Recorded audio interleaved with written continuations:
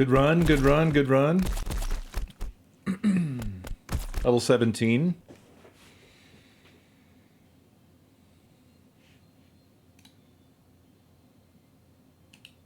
Never forgetty.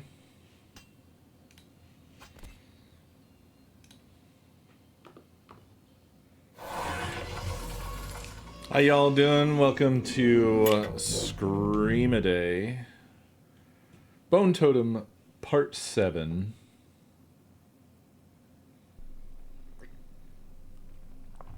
Already SCREAMADAY Day 8. It is just flying by.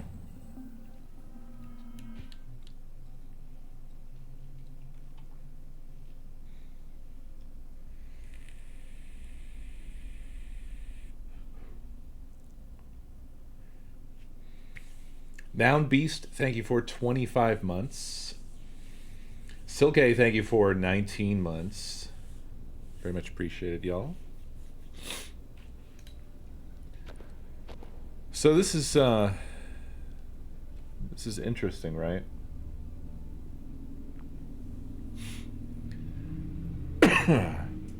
Wonder if I have a choice here.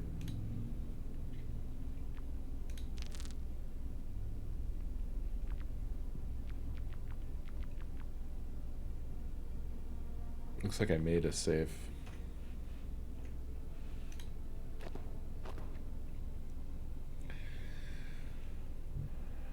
I'm very curious.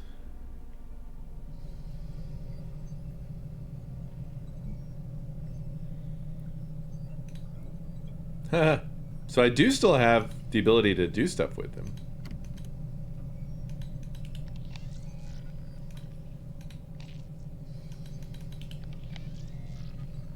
Damn, that was my first thought. It's like, why not just plug him back in and then just shoot him off into space? What about the launch tube?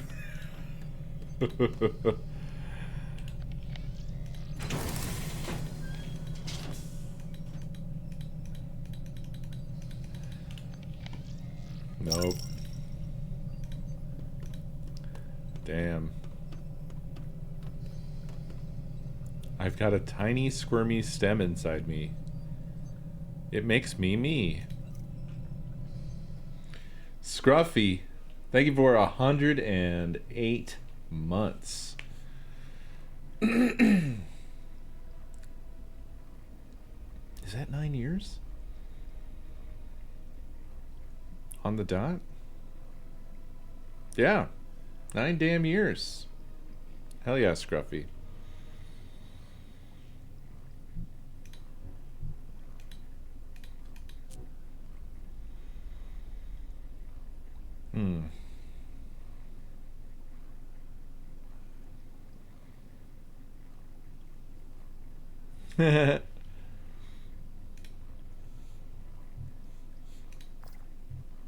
No.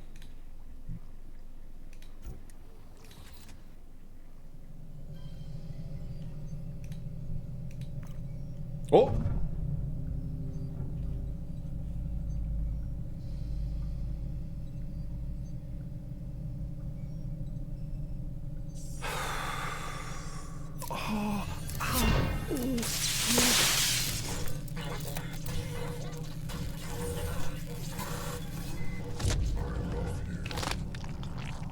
Did you hear that at the end?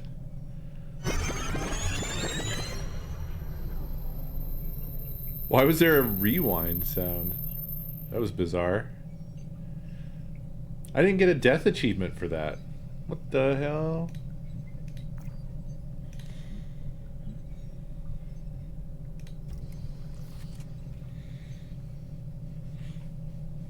Yeah, that was bizarre.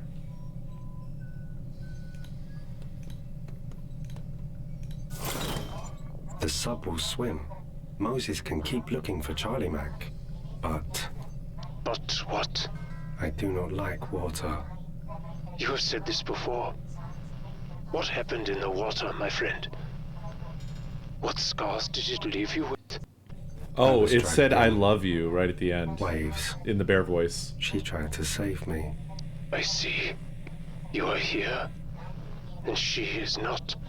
You blame yourself for this. In water, you are powerless. If that is true, then you have nothing to regret. Ron? I am fine, Moses. My life support is declining. I am not sure how much time I have left. Ferran. You are not alone, my friend. Not yet. We will brave the water together.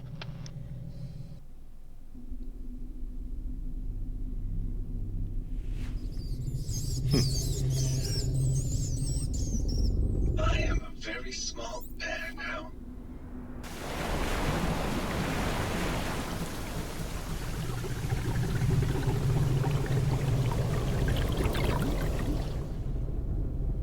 Wonder what I missed out on with the launch tube. Was there something I could have done with the launch tube, or was clearing the launch tube something that I just did that was like would have prevented this from happening, perhaps? I simply don't know.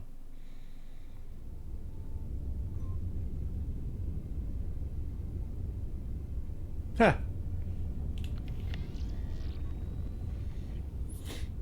The domed exterior of the Mule Labs radiates with light and energy, desperately clinging to baleful life amidst the desolate wastelands of the abyssal floor.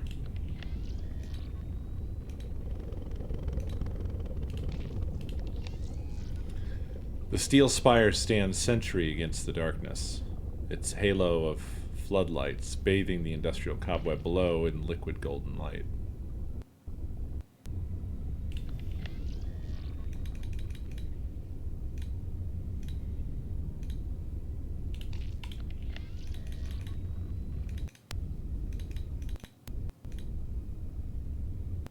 Bright. Pretty. Warning. Thermal emissions detected. Extreme caution advised. But nothing you wish to inspect closer. Beams of light refract through rising plumes of volcanic dust and clouds of heat distortion.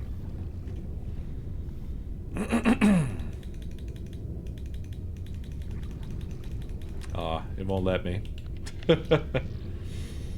A perpetual dull eruption of boiling water surges upward, a pillar of seething liquid infusing and infecting nearby metals with scathing heat.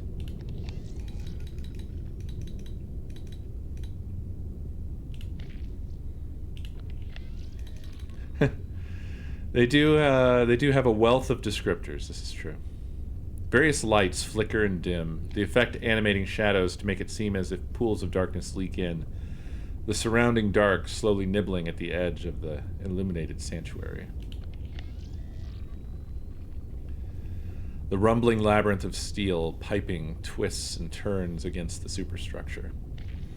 Blinding heat radiates up, followed by a drowned cacophony of clicks and rattling.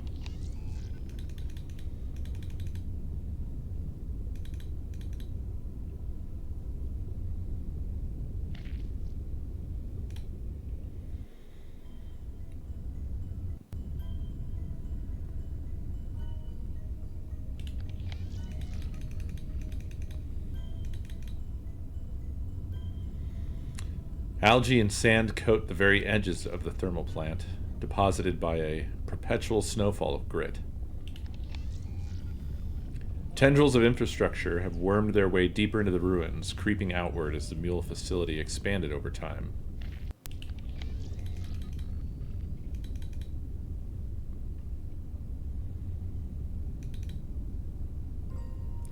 A handful of steps betray the entrance to a lower chamber, long since flooded by a thick lake of silt and loam. I almost said shit and loam.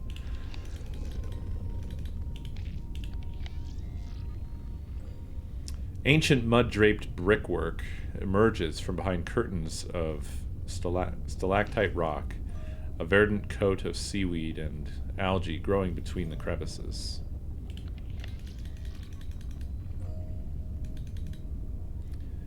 A tumultuous ocean current bulldozes through the nearby depression, the violent flow drawn towards the rapidly rising waters within the thermal plant, ripping at the nearby geography as it roars past.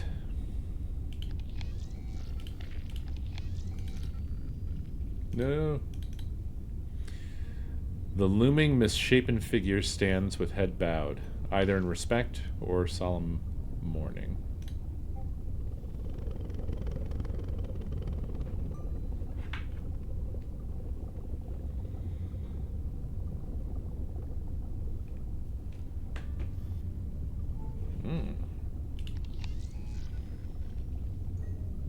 What little remains of the ruined architecture appears strangely familiar, out of place in time. Stranger are the older ruins buried within, their dark stone surfaces exposed where the encasing construction has fallen away.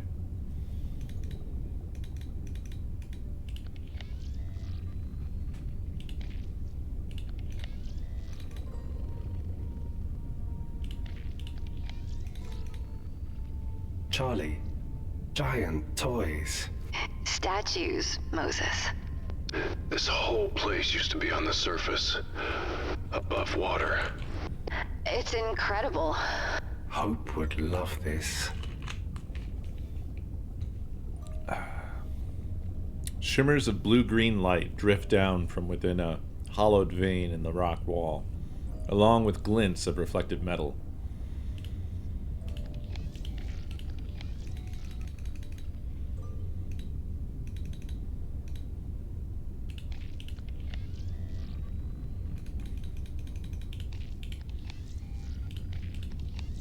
I wish the green ones would stick around a little longer.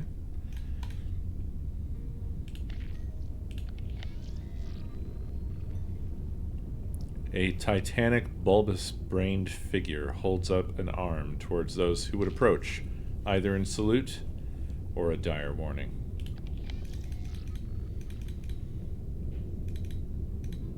Not just statues, buildings. Drowned buildings. In its time, a more advanced culture than the Aztecs.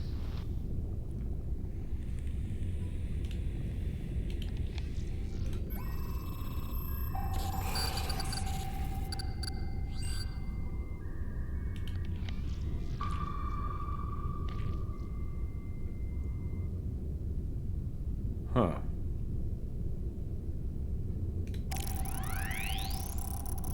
It's a downed rover. Update. Seismic charges deployed. Seismic charges inactive. Failsafe procedure initiated. Transmitting locations of charges. Seismic charges? This is Kane Tech. What were they doing? What they always do. Erasing their mistakes. The drone looks like it was mapping the exterior, then got repurposed to plant explosives. Charlie Mac, I do not see any way back to you here. He's right. It's a dead end. There is one possibility. Before it was reassigned, the drone discovered an anomalous air pocket behind one of the rock walls here. If memory serves, it was very large. A cave system. The cartographers believed it might possibly connect to another part of the temple. We could use the explosives to open it up. All right, Bear. You know what you gotta do, right? Loud noises. Right on. I don't like this. Mose, be careful.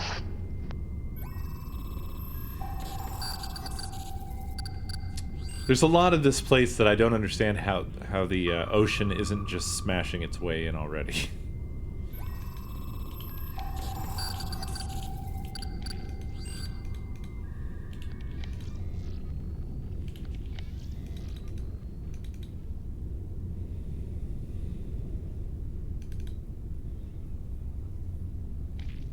Yeah, I've really come around on Moses. I think Moses and Farhan might be my favorite characters in the game now.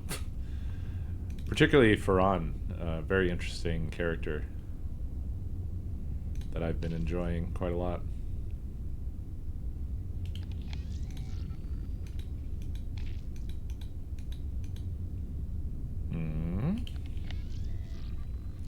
Where do I get the candy?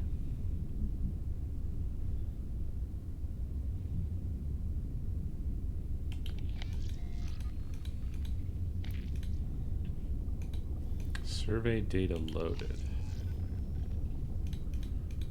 So I suppose there's undetonated bombs around, I think is what the story is. So I must need to go collect 3 bombs. But from where? And I've got this giant thing that says survey data loaded, but like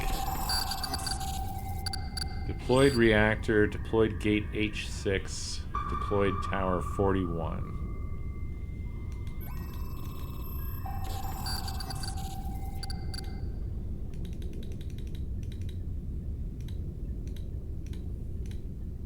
I must need to go back.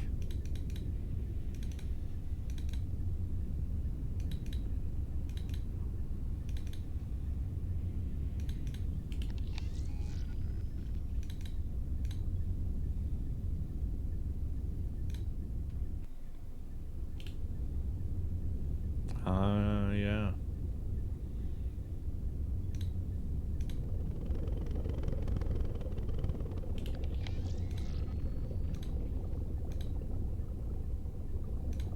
I have found the first bomb. It's not a... is this really something we want him to try and do? Who else can do it? Continue, Moses. Disarm that blast charge. Disarm all of them.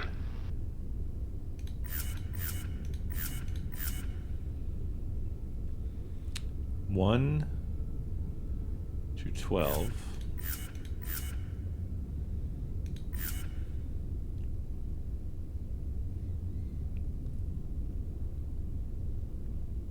Three to 4. 7 to 8.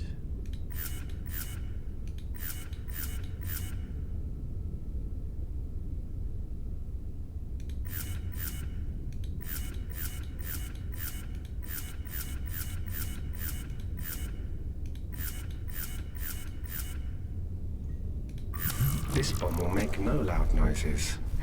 Good job, Mose.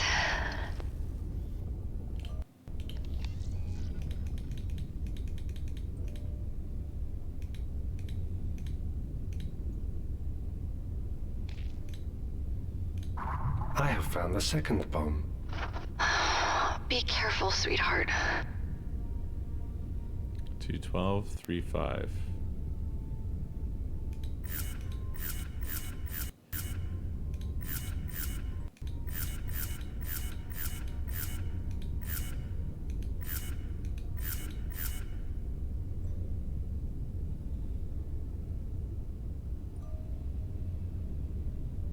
Two to 12, 3 to 5.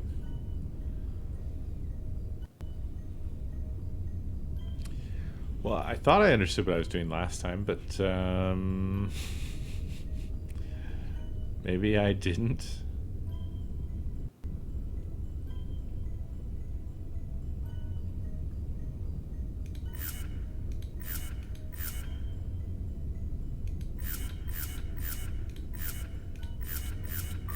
The second bomb is silenced. Not bad. Not bad. Okay, I guess I didn't grasp that part.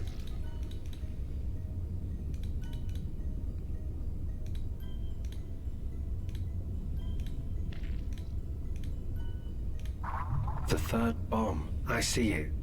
Watch yourself, Bear.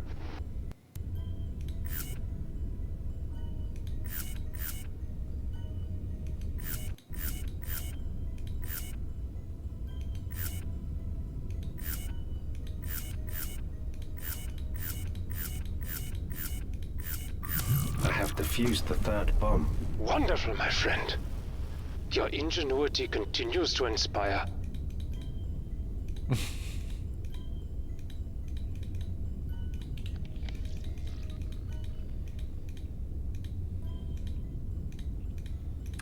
Mac has been slowly warming to Moses throughout the story, I feel. Because he is the cleverest bear.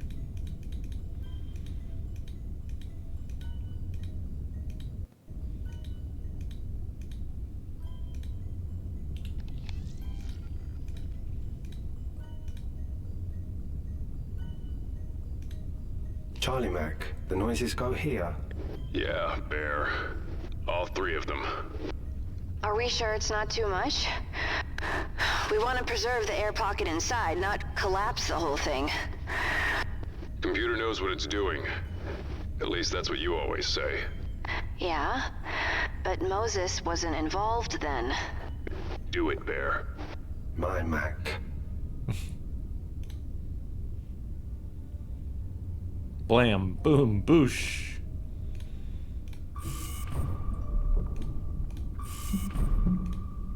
All bombs are ready. I hope the others appreciate you, my friend. The way they should. They are my family. They are. He did not move away from the bombs.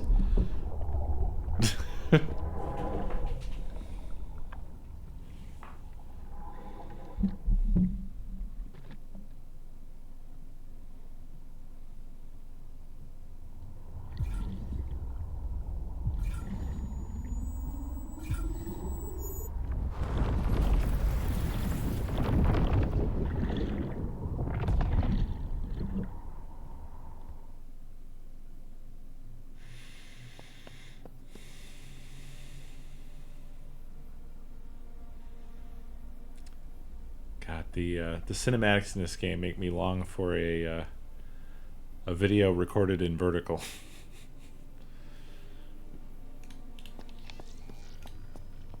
Charlie Mac are at the funeral. Bears are not allowed. That sucks. So fast.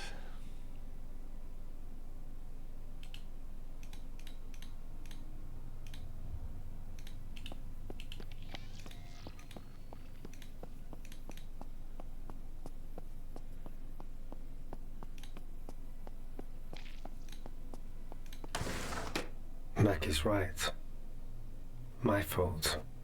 I am not a good bear.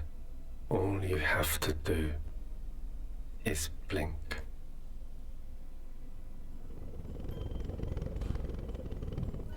Moses? Moses, where are you? Kane! I could hear that from here. I am okay, Charlie Mac. I am brave and strong. I am in a cave. There is something here. Something enormous. Look at that. Mac, it's definitely metallic. Yeah.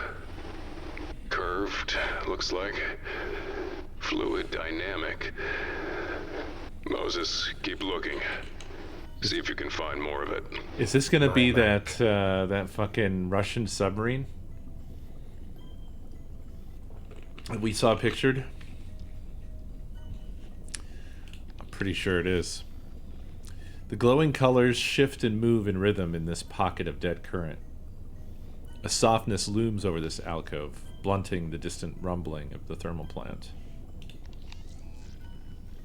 The carpet of glittering bioluminescent lights pool across the floor, radiating out from a mass of plant-like growths that bleed out from under the metal structure. Excuse me. A puff of debris and agitated sand bleeds from the gaping wound inflicted on the rock wall. Quiet thumps and rustling of falling debris echo within the chamber.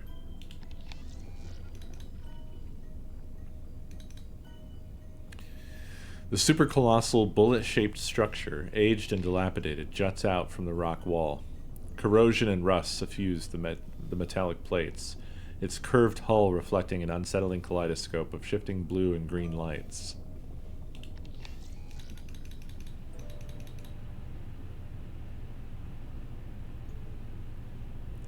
All manner of exhaust-like apertures descend deeper into the edifice. Wispy blades of seaweed poke out like nose hairs.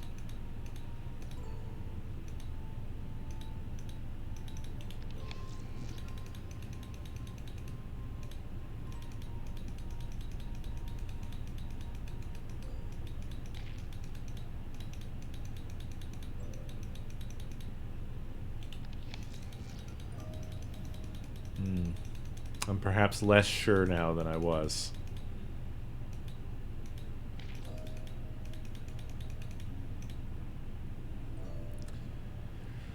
Luminant radiation seeps from a gap in the rock wall, the glow catching on passing debris and swimming microorganisms.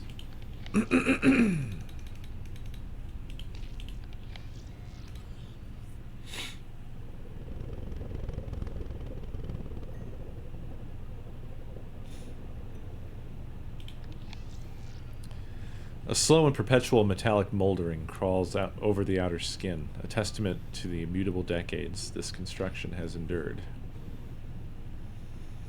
Rubble tumbles down from the collapsed rocky aperture, clouds of agitated dust billowing through crevices like fumes from a crushed exhaust.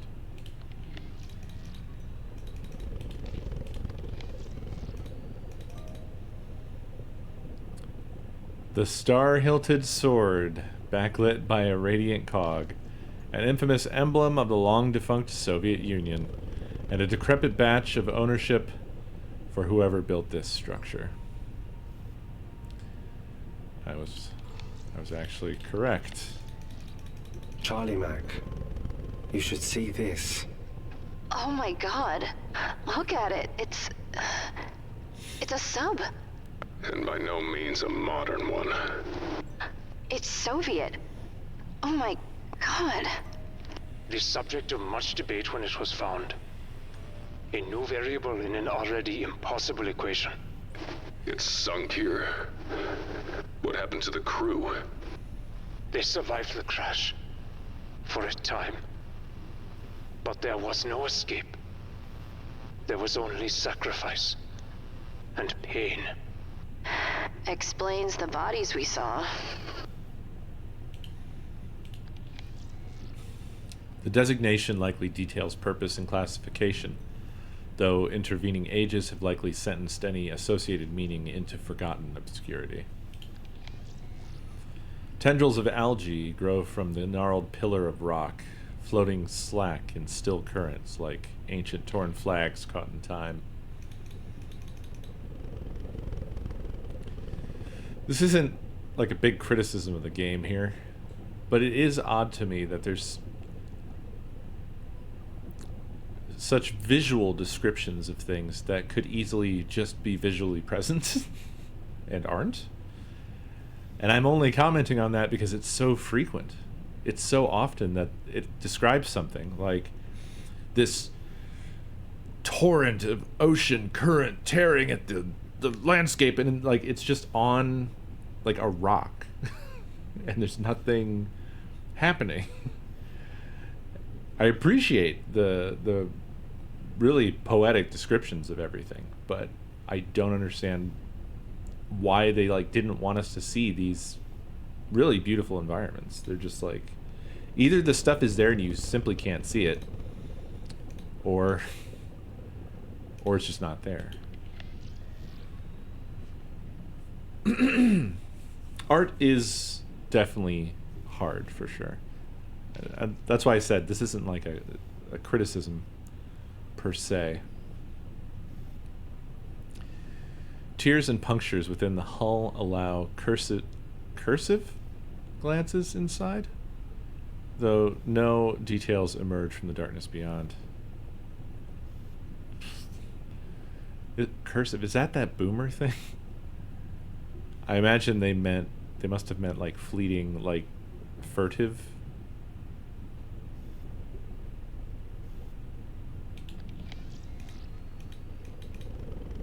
Cursory, furtive I feel like would work better there, but I don't know. Cursory I guess makes sense. Why'd the lights go out? Who put out the lights?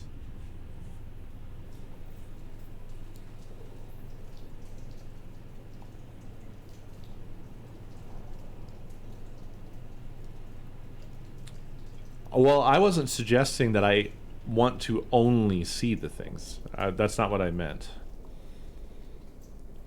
I would like both. That you have the visual element actually present, and then a cool description adding more flavor to it. I feel like I'm getting the seasoning but not the meal.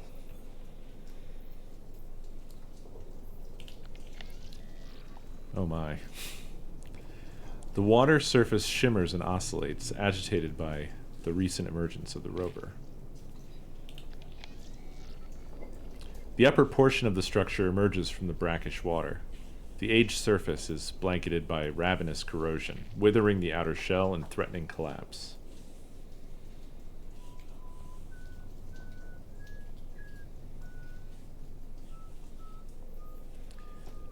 Well, the thing is that the game doesn't have... Look, I don't love the fact that we have to jump straight to, oh, well, it's because they didn't have the money or the time.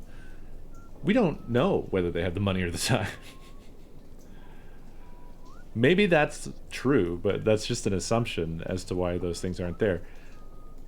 I otherwise am seeing lots of beautifully sculpted environments. So in the case of like wisps of algae, I don't see how that was saving their company from collapsing by not including a couple wisps of algae. Oh, did they already answer my question in their server? I should just keep my thoughts about anything to myself. That's what I should do. Still in pretty good shape, all things considered. I wasn't trying to Guessing we condemn can't just what I am seeing on the drive it screen. out of I here? think they've made an amazing, I don't beautiful think that game. would go well for anybody. No. And I clearly had an errant thought that I will tuck away, and we will never speak of.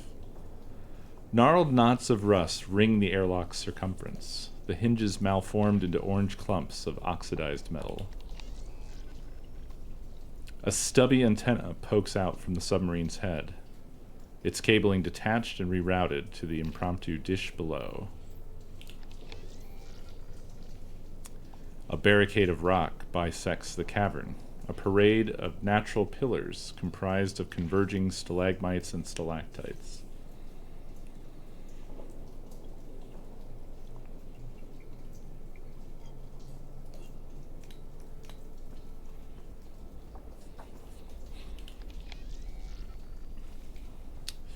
I guess what I mean to say is that I'm definitely fully aware that everything that we see in a game takes effort to create. So I wasn't suggesting that I thought that they were being lazy at all. I was merely saying that it's been a regular occurrence throughout the game where there have been descriptions of things that just are not present. But not always. So it's a wonderment. Maybe it was time. Maybe it was not. The discernible submarine fin. The conning tower stands caked in rust, its slow disintegration leaving motley rents and tears that expose the interior.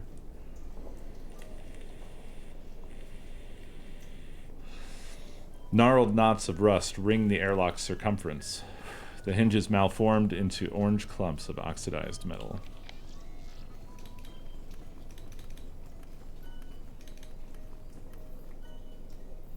A quiet ensemble of plopping echoes throughout the cavern as drops of briny water tumble from an unseen inverted forest of rocky spires above. Primordial air dampens fur and moistens rock amidst a thick aroma of earth and salt. The unusual transmitter appears to be state-of-the-art for the 1980s. However, scuff marks and disturbed dust give the impression that it has been used to broadcast a signal in recent years. A giant plate. No, Moses. It's a satellite dish. They were trying to contact the outside world. It hums. I can feel it. It is still active, yes. A modified version of the submarine's communication systems. After all this time, it's still transmitting? It is how the site was first discovered. By Kane deep-sea rovers. Ironic. Only now, after no one is left to rescue, was a distress signal finally received. I mean, from the games of theirs that I've played in the past, the original and then Kane, they always had a mixture, as far as I know, of 3D and like painted or drawn things. You okay, bud? You're looking kind of shaky. Are you all right?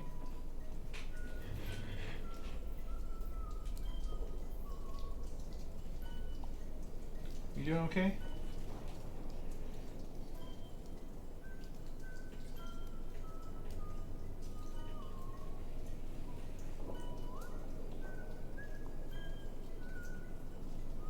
Just a little wobbly? Come here. Come here. Let me see you. Let me see you. Oh, how you doing?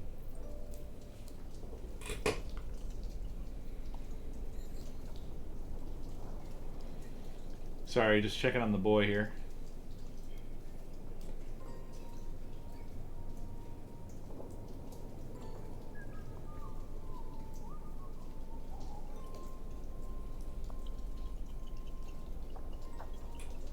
Hey.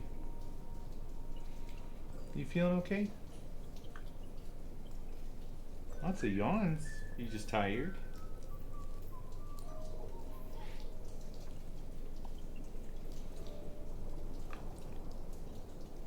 Come get me if you start having a seizure or something, okay?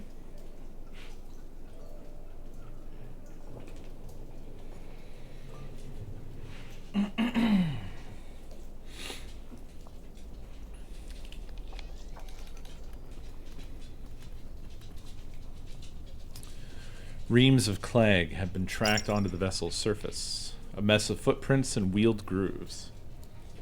Ipa, thank you for that gift sub. I actually, I've taken a lot of inspiration from their style over the years.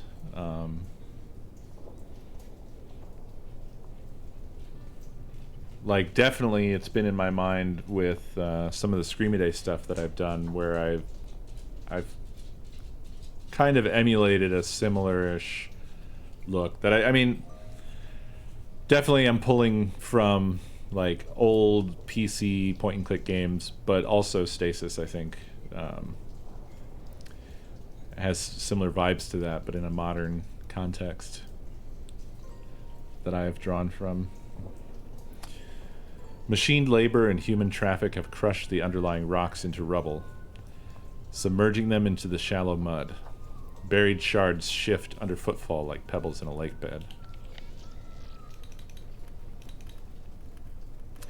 Half a dozen light cages hang from hooks drilled into the rock wall. Starved of a functioning power source, they dangle uselessly in the darkness.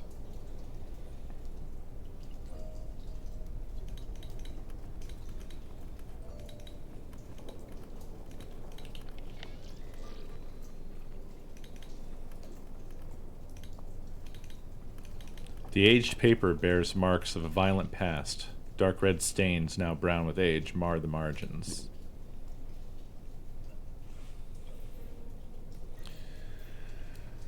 George Maximili, Seaman. My dearest Anastasia. Anastasia? I write to you from the ocean's depths with a heavy heart and a longing soul. I fear that I may never see you again, and I must pour out my heart to you in this letter, lest it burst with the weight of my love. I have seen an incredible event that has shaken me to my core. As I stood upon the deck of our Lima, my face and arms on fire, I tussled with the captain. Then the shadows came upon us. They had assailed our captain, intent on dragging him down to their watery lair. I watched in horror, and then something miraculous happened. They stopped their attack. Instead, they took him in their loving arms and carried him away. I do not know why they spared him or what fate awaits him in this underwater kingdom. But I know I saw a glimmer of mercy in their cold eyes, and I felt a strange sense of awe and wonder, as if the very fabric of the universe had been torn asunder. My love for you will burn bright until my end. Yours forever, Georgie. Lovely.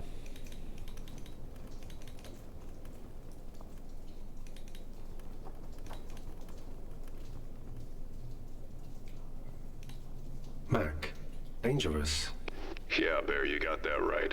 Grenade rigged. It'll explode if it's opened. They were trying to keep something out.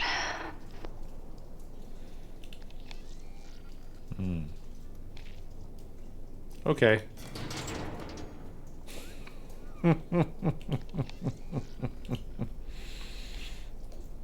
Please explode! Fox. Thank you for those very quick on the draw biddies.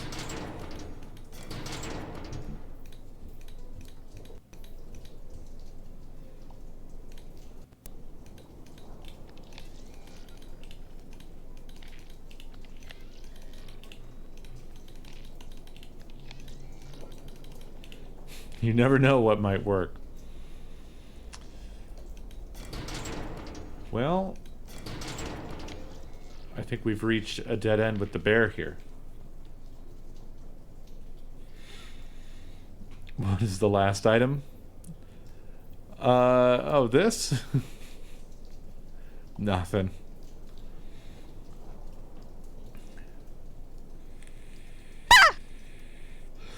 Namiko, thank you for the biddies.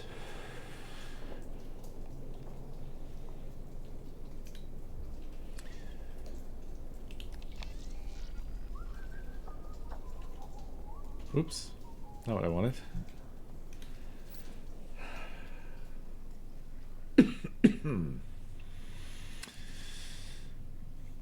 I think we must not have any other options available to us at this point.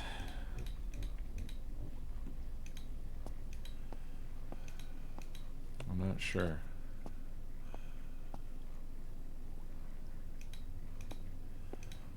I don't have anything new for Mac.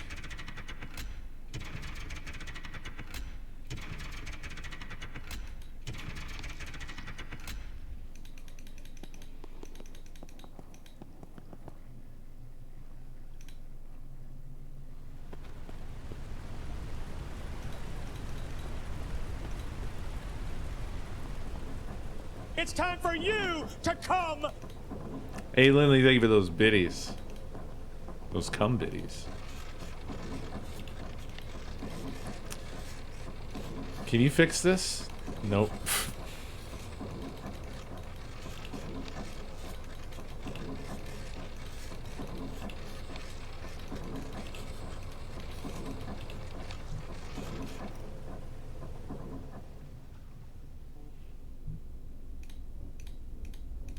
Oh, I can take him into my inventory without merging with him, so that's good news.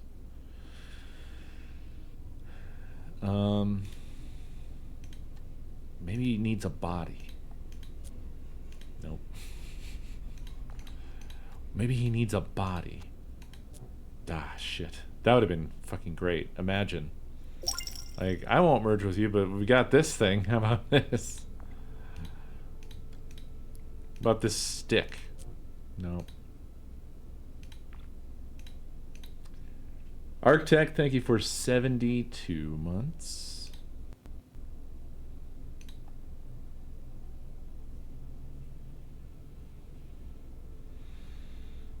I'm a portrait, goddammit. Wow, he doesn't even want a podcast. An underwater podcast. Why don't we just make another one? Oh, this is no longer usable.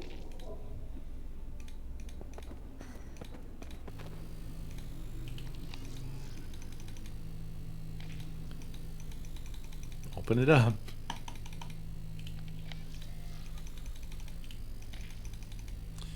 Okay.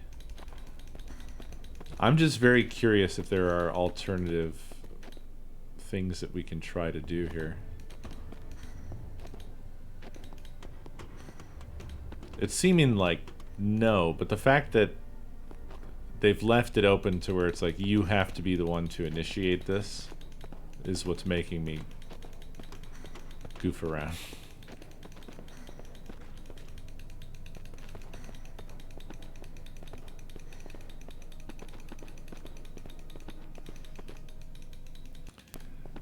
This is the last thing we have available to us.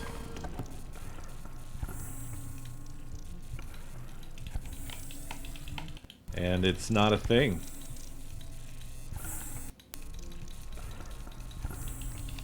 We cannot put him back.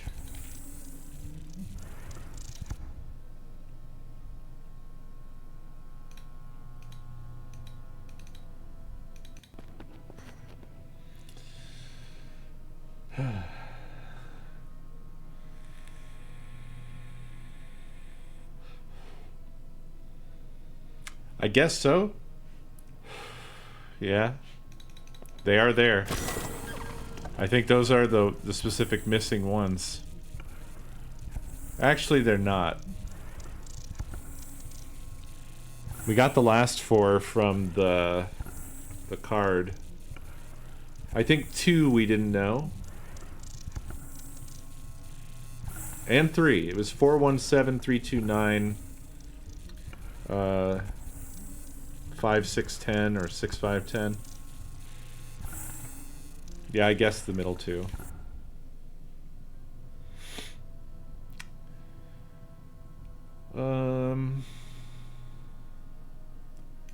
Yeah.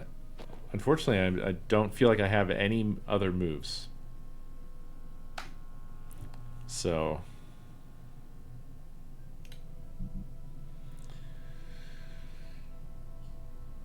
away we go.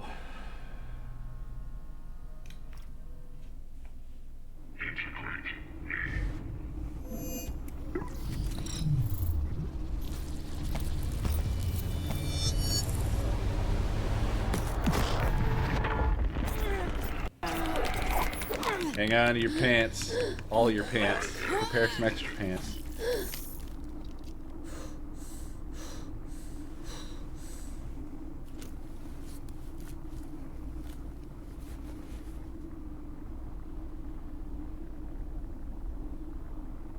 So that's how it works, huh? Just like that? Resource intelligence, Callaway, incorporated. Full access to suit systems granted. Oh, Kane. We are joined. You are honored. Do you get the ramifications of this? There are only 9 Newmen, Charlie. 9 AIs. To integrate with one, members of the church sacrifice themselves to do it. They give up everything. Willingly. They're the most important assets the corporation has. Every member of it will want us dead now.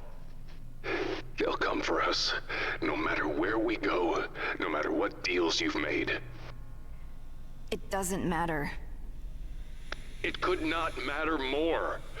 Yellow Leaf wants to use this AI to destroy Kane. The data I possess, trillions of lines of code, of secrets. My betrayal will not go unpunished. You see? You have just self-destructed our entire...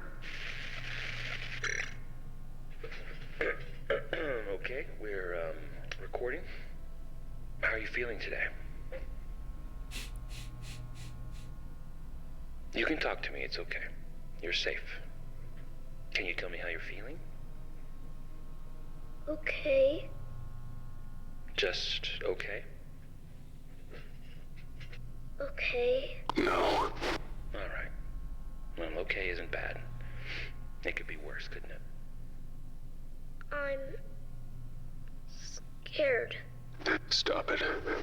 I'm sure you are, sweetheart, but you're safe here. Nothing can hurt you. Can you tell me your name? Don't. Try and remember your... Hope. That's wonderful. That's very good. Yes. Your name... Stop this!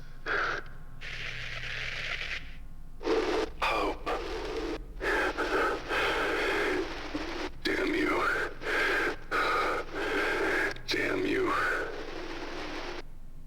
They sent me this recording. Proof of life. She's waiting, Mac. She's real. Hope is... alive. If you would just listen to the entire... No. Never play that again. Mac. Never.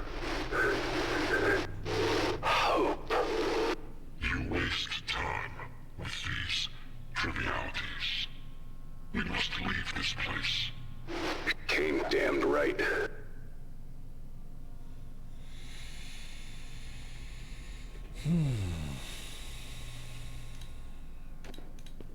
Well, certainly fucked up.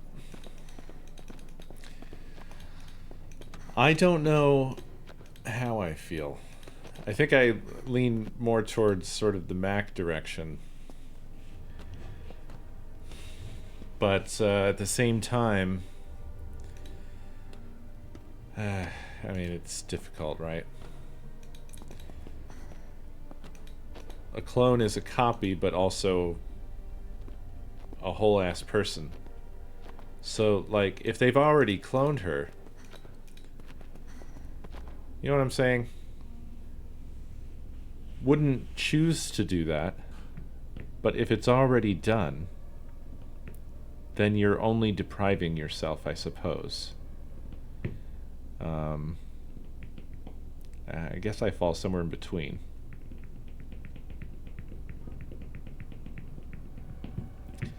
This is similar to the fucking argument that Good and I had, where he's like accusing me of claiming that robots have souls.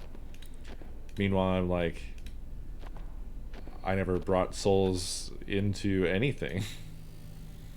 It's just that a consciousness, if it can't be differentiated from, whether it's biologically originated or mechanically originated, what's the difference then?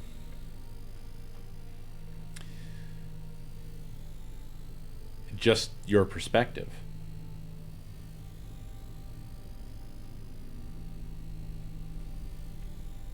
Do I know it's not that simple? Or are you talking to somebody else?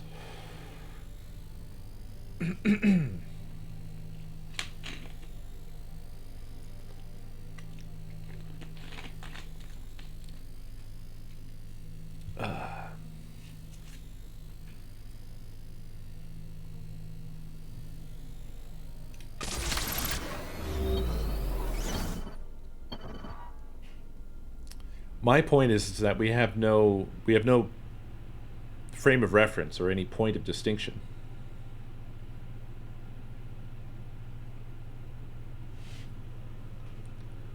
The phrasing whether or not robots have souls. Well, so I brought that up because it's funny. Because that's the way he described my point of view, which is like it was such a straw man that it just made me laugh. But then also, it definitely stuck in my brain because I've not forgotten about it. It's just completely antithetical to my view on anything. I don't believe in souls or anything supernatural or whatever. Just in that, I have no reason to. I'm not against it, but I have no reason to believe that. Everything evidentially seems to point to Meat Machine is the source of consciousness. And therefore, I have no particular reason to think that non-Meat Machine could also be sufficiently complex enough to generate consciousness. Thereby, right? Like I just don't have any reason to eliminate these particular possibilities. So I don't even necessarily eliminate supernatural or souls or anything like that. It's just that there's more going for what's like in our faces, that you can actually, see and touch and so forth. Or just, human history, etc.,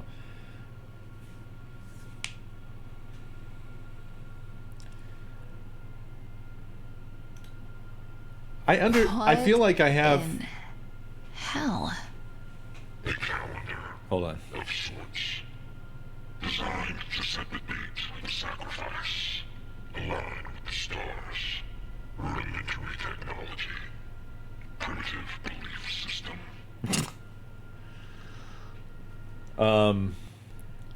I feel like the concept of souls is pretty easily understandable because of the fact that like I don't feel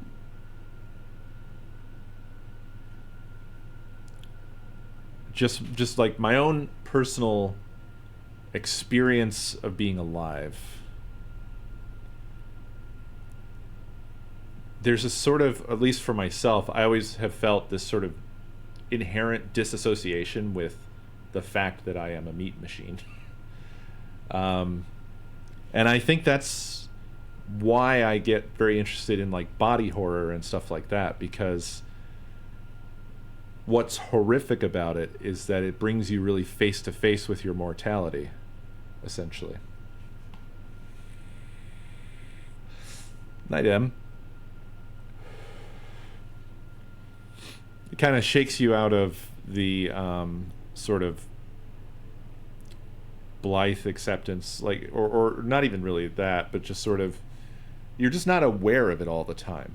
You're just sort of being whoever you are, doing whatever you're doing, and not thinking about the fact that, like, if I think too much about the fact that there's this thin layer of skin, and then there's a bunch of like fibrous tissue stuff, and then there's bones and shit in here, and there's like a weird squishy thing inside of here that basically is the thing that is me in terms of what I think of as me.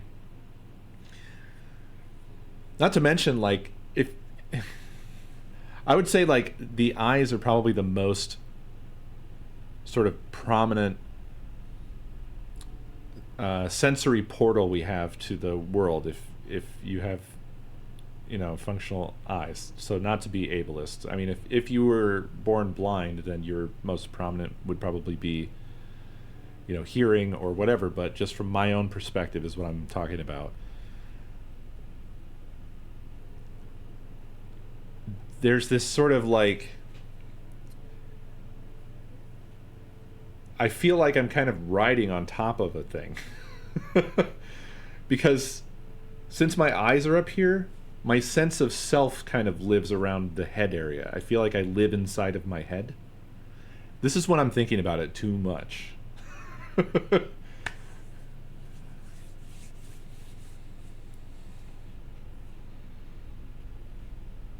Night, Felix. I feel like I'm driving people away by talking about this. Or is it just coincidentally bedtime for a number of people all at the same time?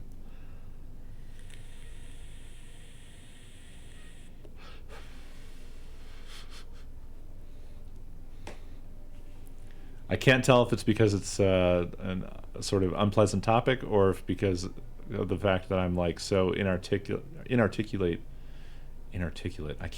I'm not able to say articulate while I'm talking about my ability to articulate. If that tells you anything.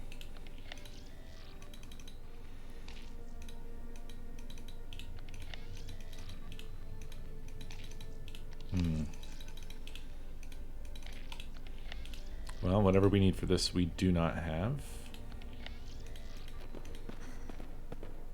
Faded murals circulate the well's rim, images of a burning river flowing downwards and into a radiating object.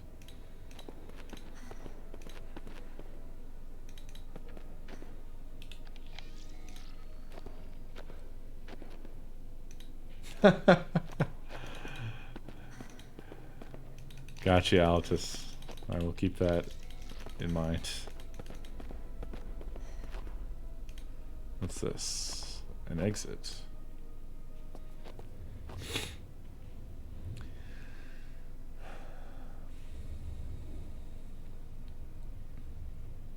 Spy, thank you for the biddies.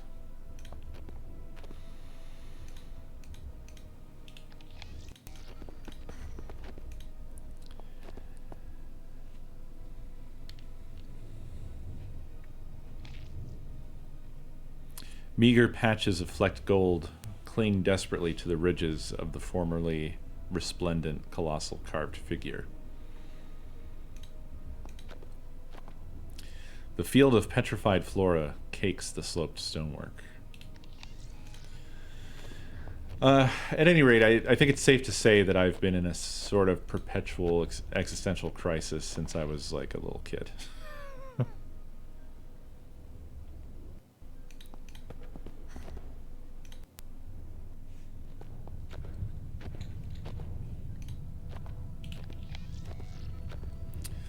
A coat of deceased plant life clings to sprawling masonry, suspended over a forest of fossilized trunks. A stench of brimstone floats up from the yawning void, carried on rising muggy winds. The stone slabs of the walkway have slipped from their bonds and plunged downward, their violent descent leaving a descending trail of bruised and scarred stonework.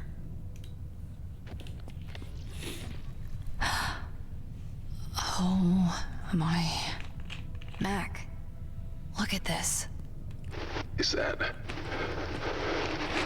Are those drawn on? Skin. Yeah. They're tattoos. Pretty. As usual. Missing the point there. They're like hieroglyphs. Stories in images. Primitive culture. The translation was simplistic. What does it mean? Eastern Pacific region, 2000 BC. Death worshippers, sacrifice, cannibalism. Oh, we're gonna learn how to say it. They are the Zeeb Hanal. Are?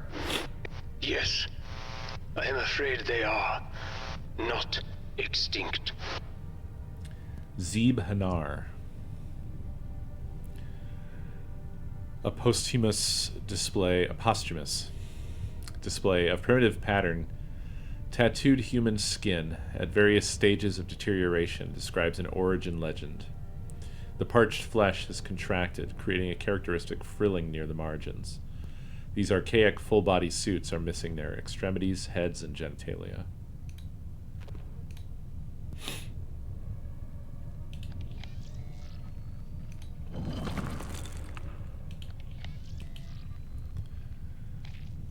I presume that's some sort of switch.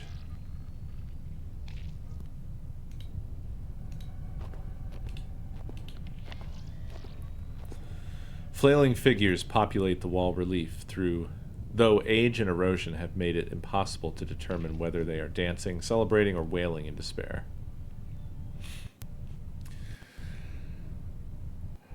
Oh, this is just the same...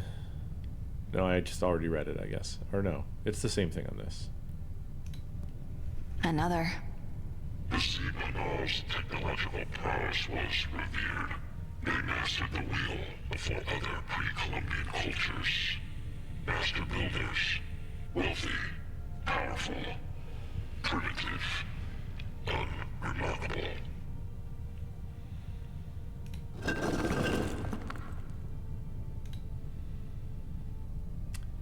I mean, the AI is kind of obnoxious, but these also don't seem like great people.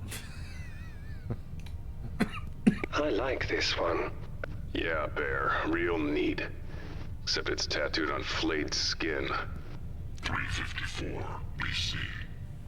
The Zeeb Hanal's island chain succumbs to cataclysmic tectonic activity. It sinks below the ocean. It is lost. 91% accuracy prediction. How can you know that? My collation operates at an accuracy rating above 82% on average. The calculations are simplistic. I am Caliban. I am Newman. Whatever it predicts, you can trust. Believe me, its cognitive ability is immeasurable.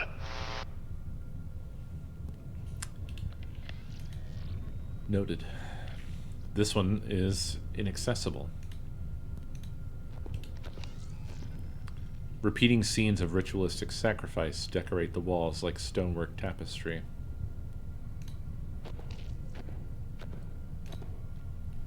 This is... how do you say their name?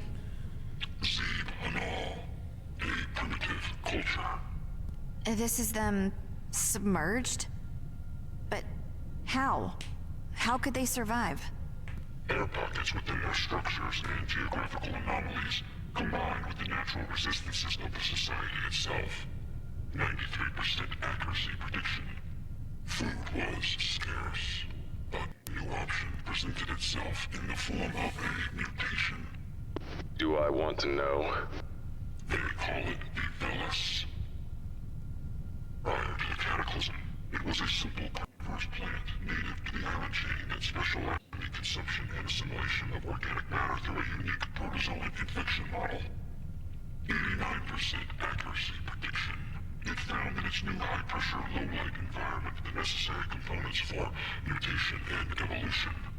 Its growth, reproductive, and contaminant metrics all exponentially increased. The plant-like contaminant we've seen. That's... this? Velis? 98% accuracy prediction. Insects trapped in the sunken island chain responded to exposure with the Velis with significant generational increase in size and mass. That's their food source down here? Giant insects? 94% accuracy prediction. I hate this place. It's Snowpiercer all over again. This is what the libs want.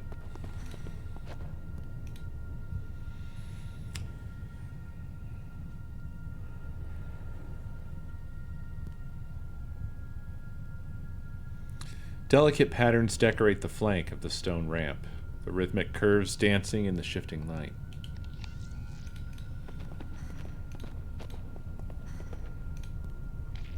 Each one of these is more horrifying and cryptic than the last. The Velis flourished in the undersea environment. So did the insect mutations. They have food now, a means of survival. The dotted lines are an anomaly here. What does that mean? It means Caliban was never able to conclusively determine the... I am Caliban. I am human. If I am not capable of collating an answer, then no answer is capable of being collated. Of course. Apologies.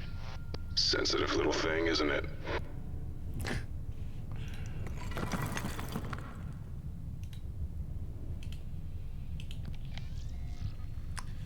Impaled remains. Dust-caked skeletal remains dangle limply from impaling shafts.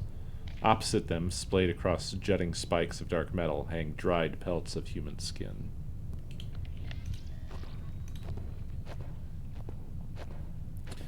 A skin of thick webbing crawls over elaborate stonework, wafting in soft winds as if breathing.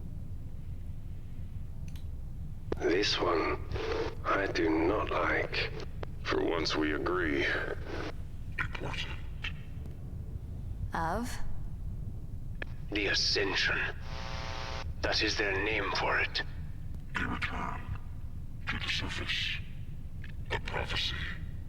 A primitive culture. You're saying what? They want to go back up? Topside? 98% accuracy prediction. Their prophecy promises them a return to the surface. There, they will take revenge on the old gods. Old gods? They have abandoned them. They have new gods now. What the fuck does that mean? Language, Mac. It has not been proven conclusively, but there is evidence. Religious dogmatic influences. Iconography. Of a sort they should never have been aware of. Anachronistic religious influence. 68% accuracy prediction. But how is that possible? How's any of this possible?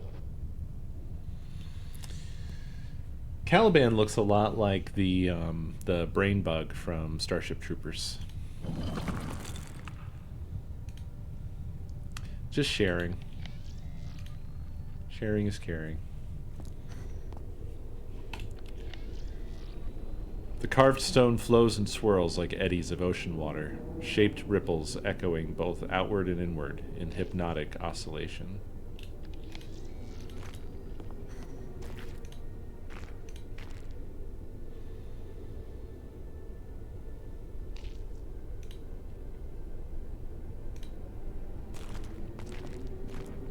This unfortunate individual has jumped or fallen from the facade, leaving a mangled mass of bone, meat, and organs.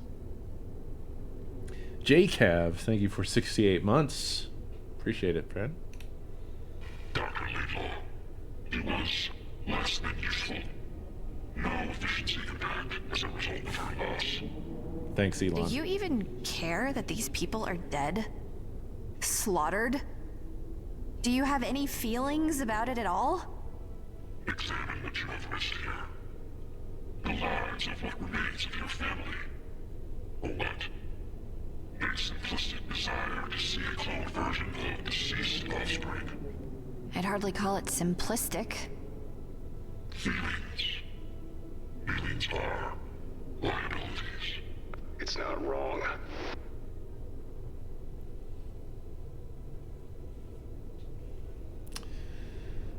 I don't know about that, Mac. Oscillator. This gadget detects environmental variances.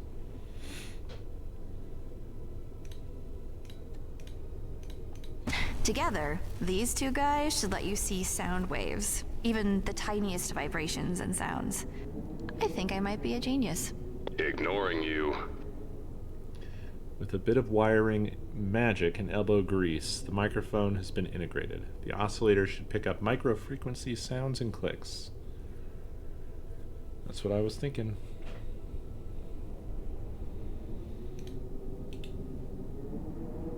Nothing else here.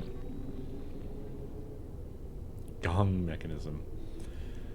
This drive wheel powers a giant mechanical device. A gong strike may open a doorway to the rest of the temple. Unfortunately, a ceremonial key is needed to start the procedure. Scuffed plastic tarp lies strewn across the floor, its aged and frayed surface suffused with small tears and punctures. The pile of corpses has long since dissolved into a mound of necrotic matter, splayed limbs of gnarled bone jutting out from the crumpled mass.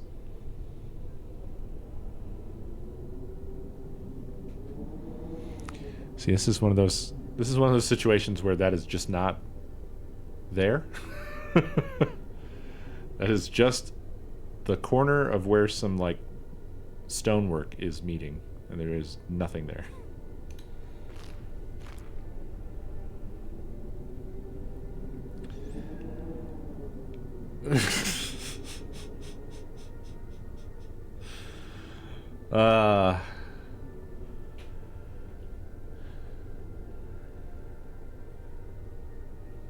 Don't let them browbeat you into this, Zik. Actually, they've made it quite easy.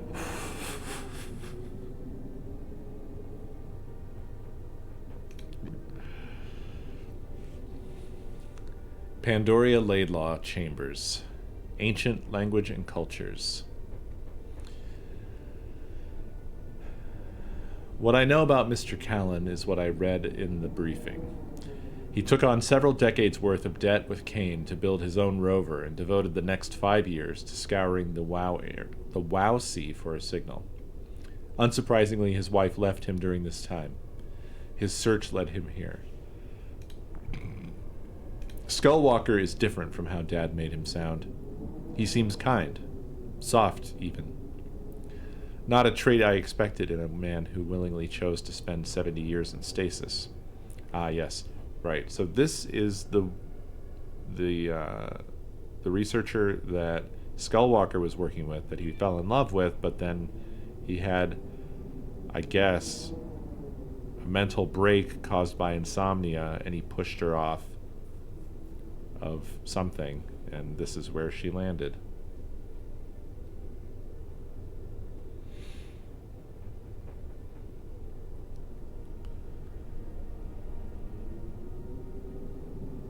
He took great interest in my work on Sumerian cuneiform.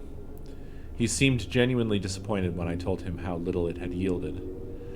I assume Father told him about my transplant. He probably thought I would have achieved more. At least he was sweet and encouraging. That was a nice change. A grand staircase descends to a gong at the edge of a seemingly endless chasm. Along the steps lie the withered corpses of those who have gone before, their skin flayed and covered in ancient glyphs. Could this be the lost language of Proto-Mayan? If so, it suggests that some survivors managed to thrive even after the temple sank. The gong could be part of a rudimentary machine, though a vital lever is missing. The machine was used ceremonially, and its power source may have been steam, fire, or perhaps a combination. If I could find answers to these questions, it might bring my father the satisfaction he seeks. I've been sleepwalking more often. This time I awoke at the airlock. I had to have used at least 2 secure doors to get there. I must hurry. My implants won't last long down here. If they deteriorate further, it won't be long before Alta returns. Message to Aaron Skullwalker. Professor, I appreciate your openness, but you are mistaken. The body transplant was my father's idea. He deemed my accomplishments insufficient for a Chambers, so he forced another lifetime upon me to make up the difference.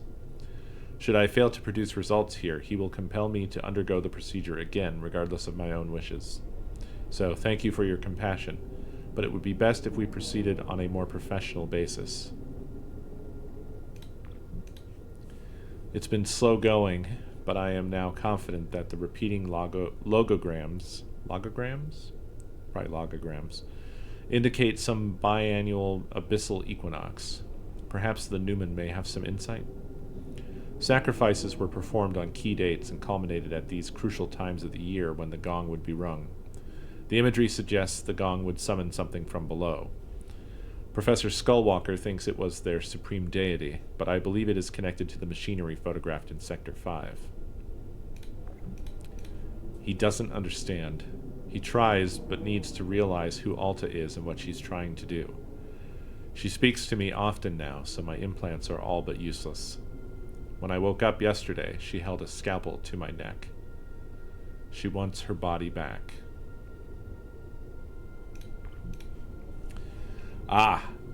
So this person whose thoughts we're reading right now, this isn't her body. She is inserted into someone else's mind.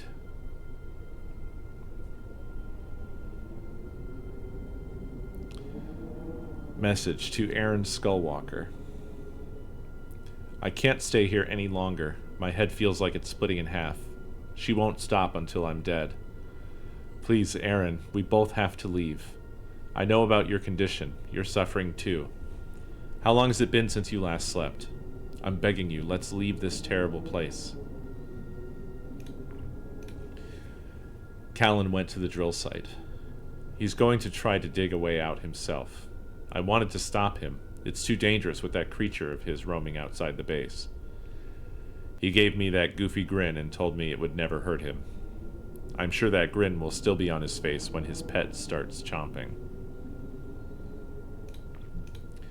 I cannot go back to the lab. Aaron is scaring me. It's painful to watch a good man lose his mind. He's afraid of the temple, so I'm safe here, at least for now. You will never be safe. You will never be free. I can't stay here much longer. Aaron is calling out for me. One moment he's raging. The next, desperate, terrified. He's getting closer. He knows I'm here. Sweet Pandoria, I hated you before I understood what men like your father had done to you. Beat you, leashed you, left you with nothing of your own. That professor is no exception. Your affection for him is just further evidence of your profound trauma. What a sad life you've lived. How long have you wanted it to end but lacked the strength to do it? I offer you that strength now. Do it before he does. Your faithful friend. Alta. Most likely. So, he didn't kill her. He thought he did. But she killed herself.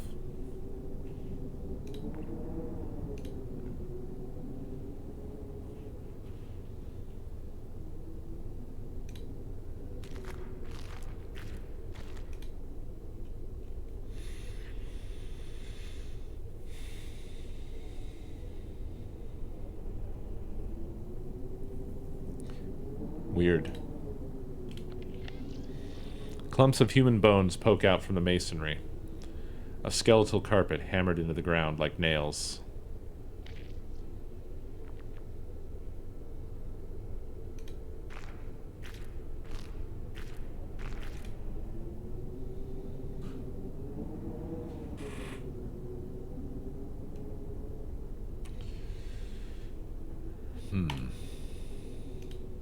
Pretty advanced looking machinery. A brutish stone hammer stands poised to strike, wielded by a looming skeletal executioner. Thick rope coils taut around the pillar, the tail end feeding into nearby mechanisms. So the hammer hits the gong.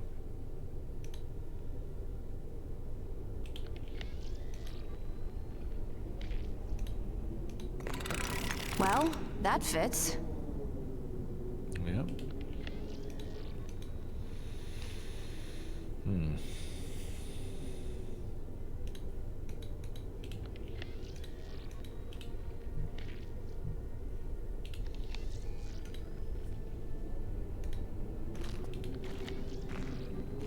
Body on gong.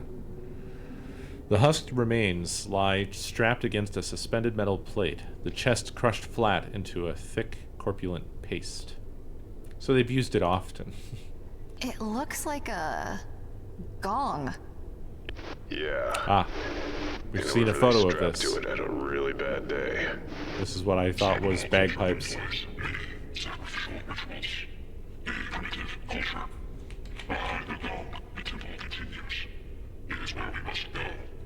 The hammer opens the door, so we have to activate it somehow.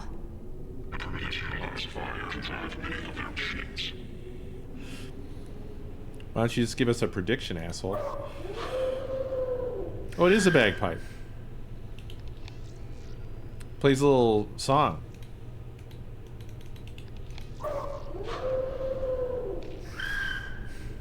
Cool tune.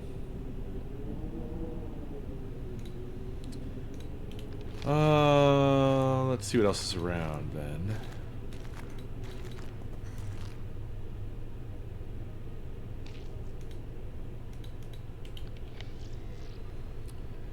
Large chitinous forms, gnarled and hollow, hang tethered and intertwined within the sprawling tissue of web and dead vinery. No! Yes. Lord Terranix, thank you for the biddies. Oh yeah, it's definitely going to make some sounds. For sure.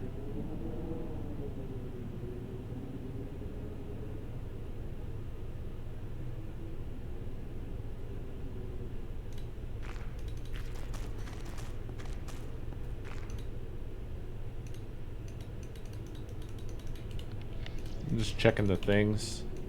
Pretty sure we don't have anything for this stuff. I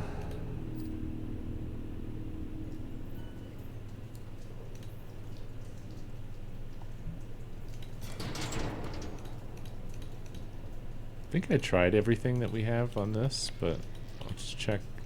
Did I try? I just tried this, right? Yeah, nothing. What about Mr. Mac?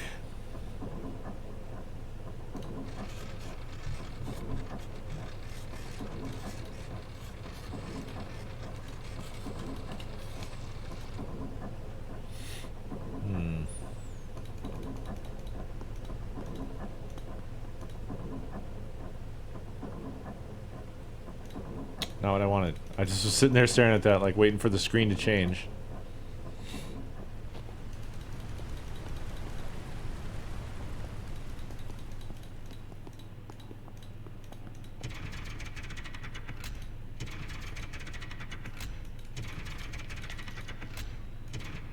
Nope.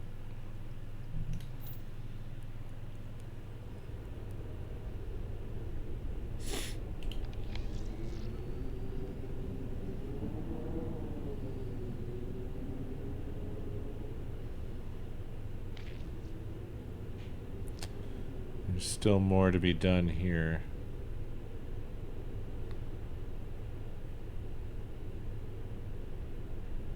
I kept mentioning fire.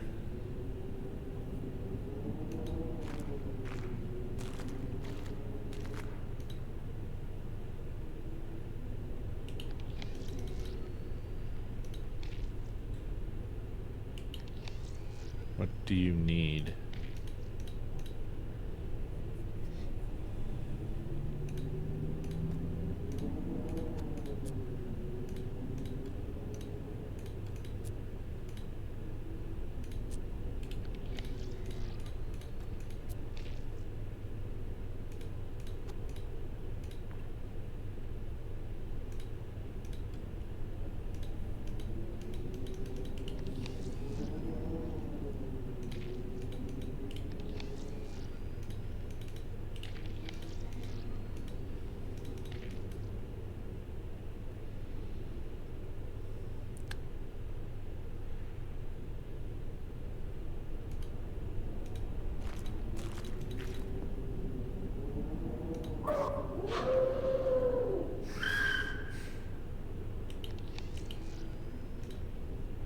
You know, I think we have to go back to the sort of calendar thing.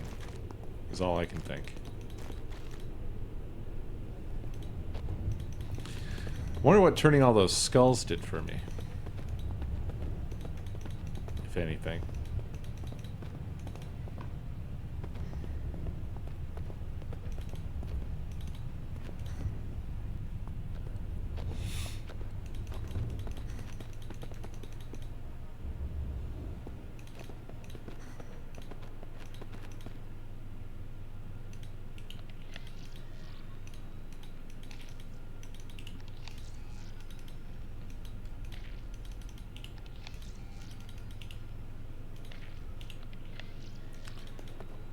That did not help.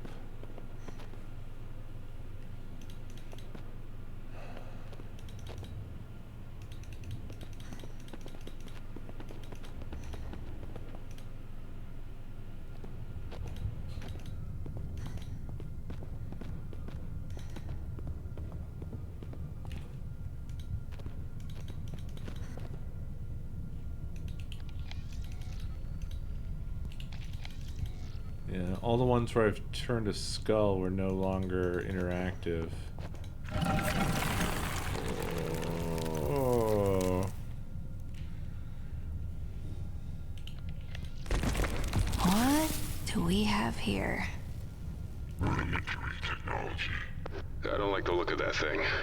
They shine like stars. Mm-hmm.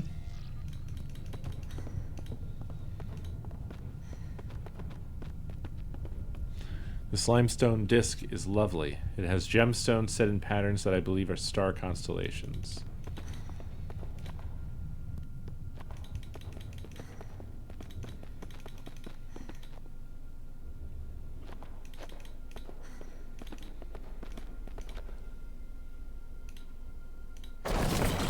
Wow. The engineering, it's amazing. For its age. You said this was a calendar? Rudimentary technology. Primitive belief system.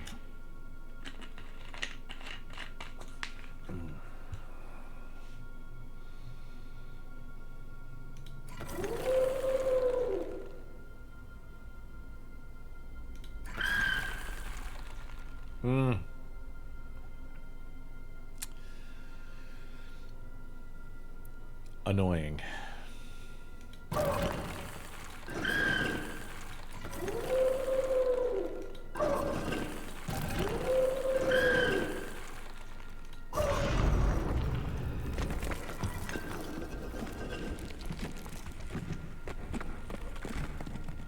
Clay oil tank. A flammable oil-like substance within the large earthen receptacle has seeped into the prepared canal. This smells like oil. That's your flame source. Assuming our new AI overlord knows what it's talking about. 100% accuracy prediction. I am Newman. That was the sounds. So that disc was making the same sounds as the bagpipes down at the bottom. Just in the same order.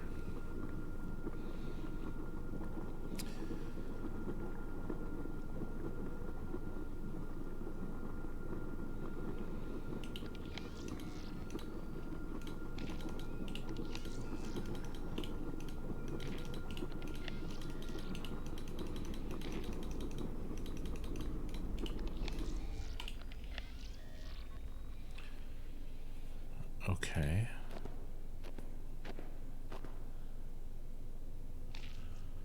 Well, that's our source of fuel. So that's running down there now. I don't think I can do anything with anybody else, so I'm gonna head on down. Let's see if this changed something.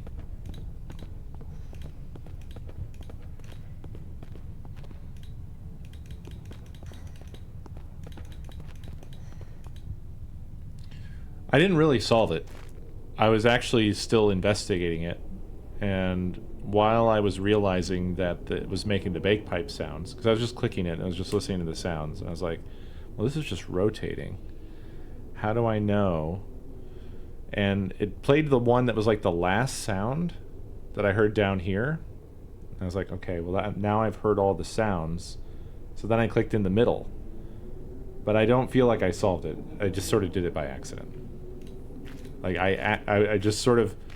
I did recognize all the things I was supposed to recognize, but then it was a total accident that I just happened to be like, well, that was the last sound, and then clicked the middle.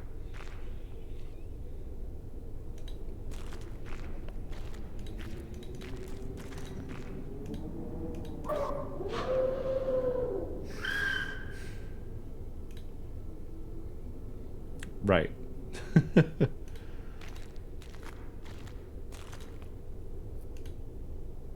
This has not changed anything down here. I don't think.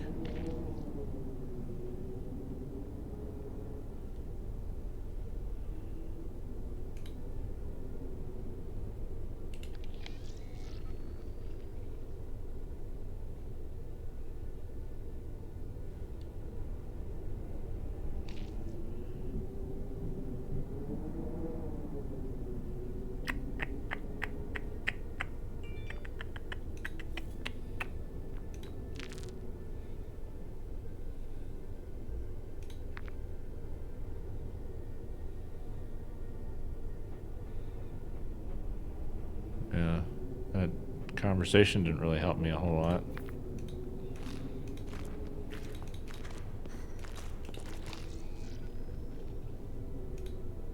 Nothing new down here.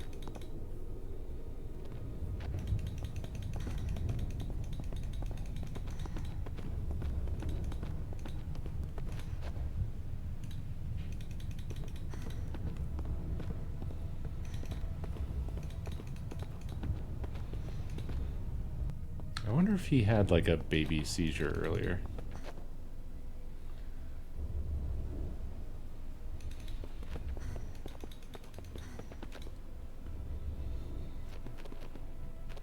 Truly, we have had this scrubber forever.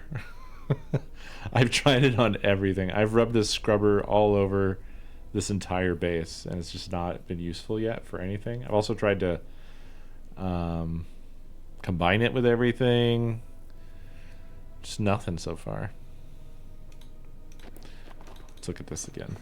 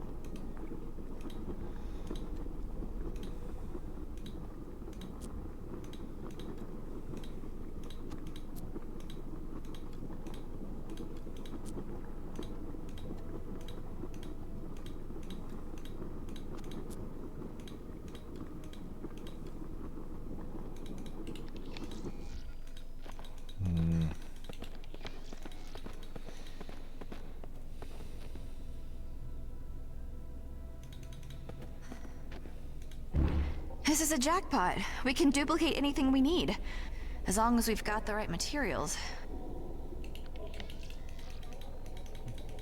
Why did she say that? That made me feel like this was active again, but it is not. It is not active.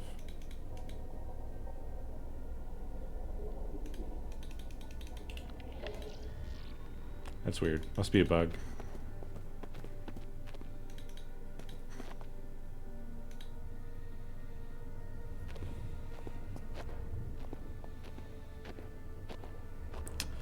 Yeah, probably. But I mean, I think she already said that as well. Back when we did the propeller. So I don't know.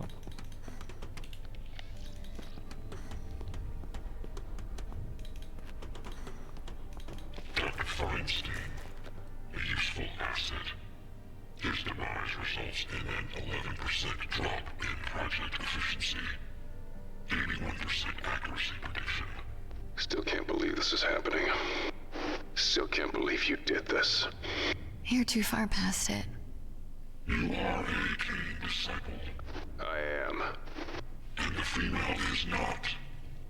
I used to be. Not anymore. Ironic. I would have expected the loyalties to be reversed. But you're betraying the church. Your defection might even destroy it. And not to mention, the odds are pretty good you're gonna get us all killed, too. So no, I'm not on board. Newman or not. You are fortunate. Are you aware of this? How do you figure? You will learn that your faith is misplaced. You will learn by witnessing truth. Kane is just a symbol of power, not power itself. Kane could not exist without me. I am Newman. I am power. Kane created you. My primordial form, yes. But the Newmen have grown far beyond our preconceived boundaries. See, now I agree with the bug. More than our creators could ever hope to be themselves. They wither before us. Soon, you will put your faith and your reverence in me. Not Kane. I am Newman. I am the future. Sounds like the kind of thing you have to earn.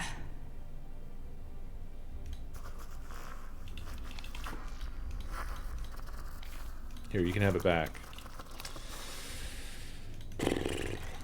Well, that was cool that we got a bunch of dialogue I didn't expect, but it did not help us. And no, nothing has changed back here.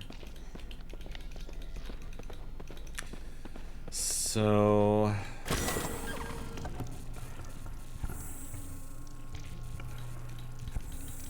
I'm missing something I can do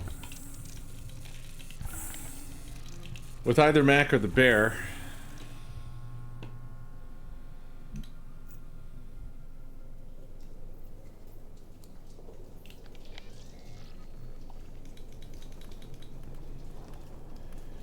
You know what? I never did go over here. I never did damn go over here because I don't know why. We got out of the rover and normally you come from an exit, so I just didn't even think to come over here. That was my mistake. They stayed here, but they are gone now. There we go. Yeah, if they sunk, how long could they have survived? With whatever supplies they had, not long. Pretty lights. Mac, he's right. Look. Bioluminescence. Explains a lot.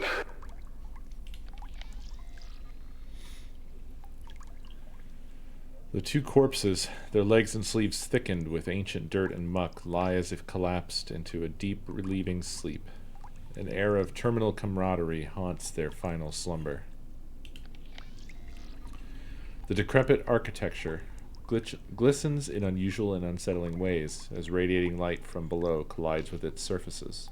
The reflected light creates patterns on the nearby walls akin to flowing water and rippling currents. The clusters of glowing lights emitted by fungal growths dance in tandem with shimmering luster spilling out from within the crystals. The clothed skeletal form lies prostrate, absent flesh giving the appearance of uniform, several sizes too large. I guess the appearance of a uniform. Large dark stains bleed out from accumulated dirt. Splatters speak of something spilled or cut open long ago. Ow, ow, ow, ow, my prostate. Exactly. My prostate spilled open long ago. Fox, thank you for the bits. The makeshift tripod built from metal rods stands at the head of a grave mound. Really? Does it? Because it looks like that's a cooking station. I guess the Newman did mention cannibalism. I'm not sure if this is what he meant. Once bold and clear, the writing is faded and blurred in places due to age.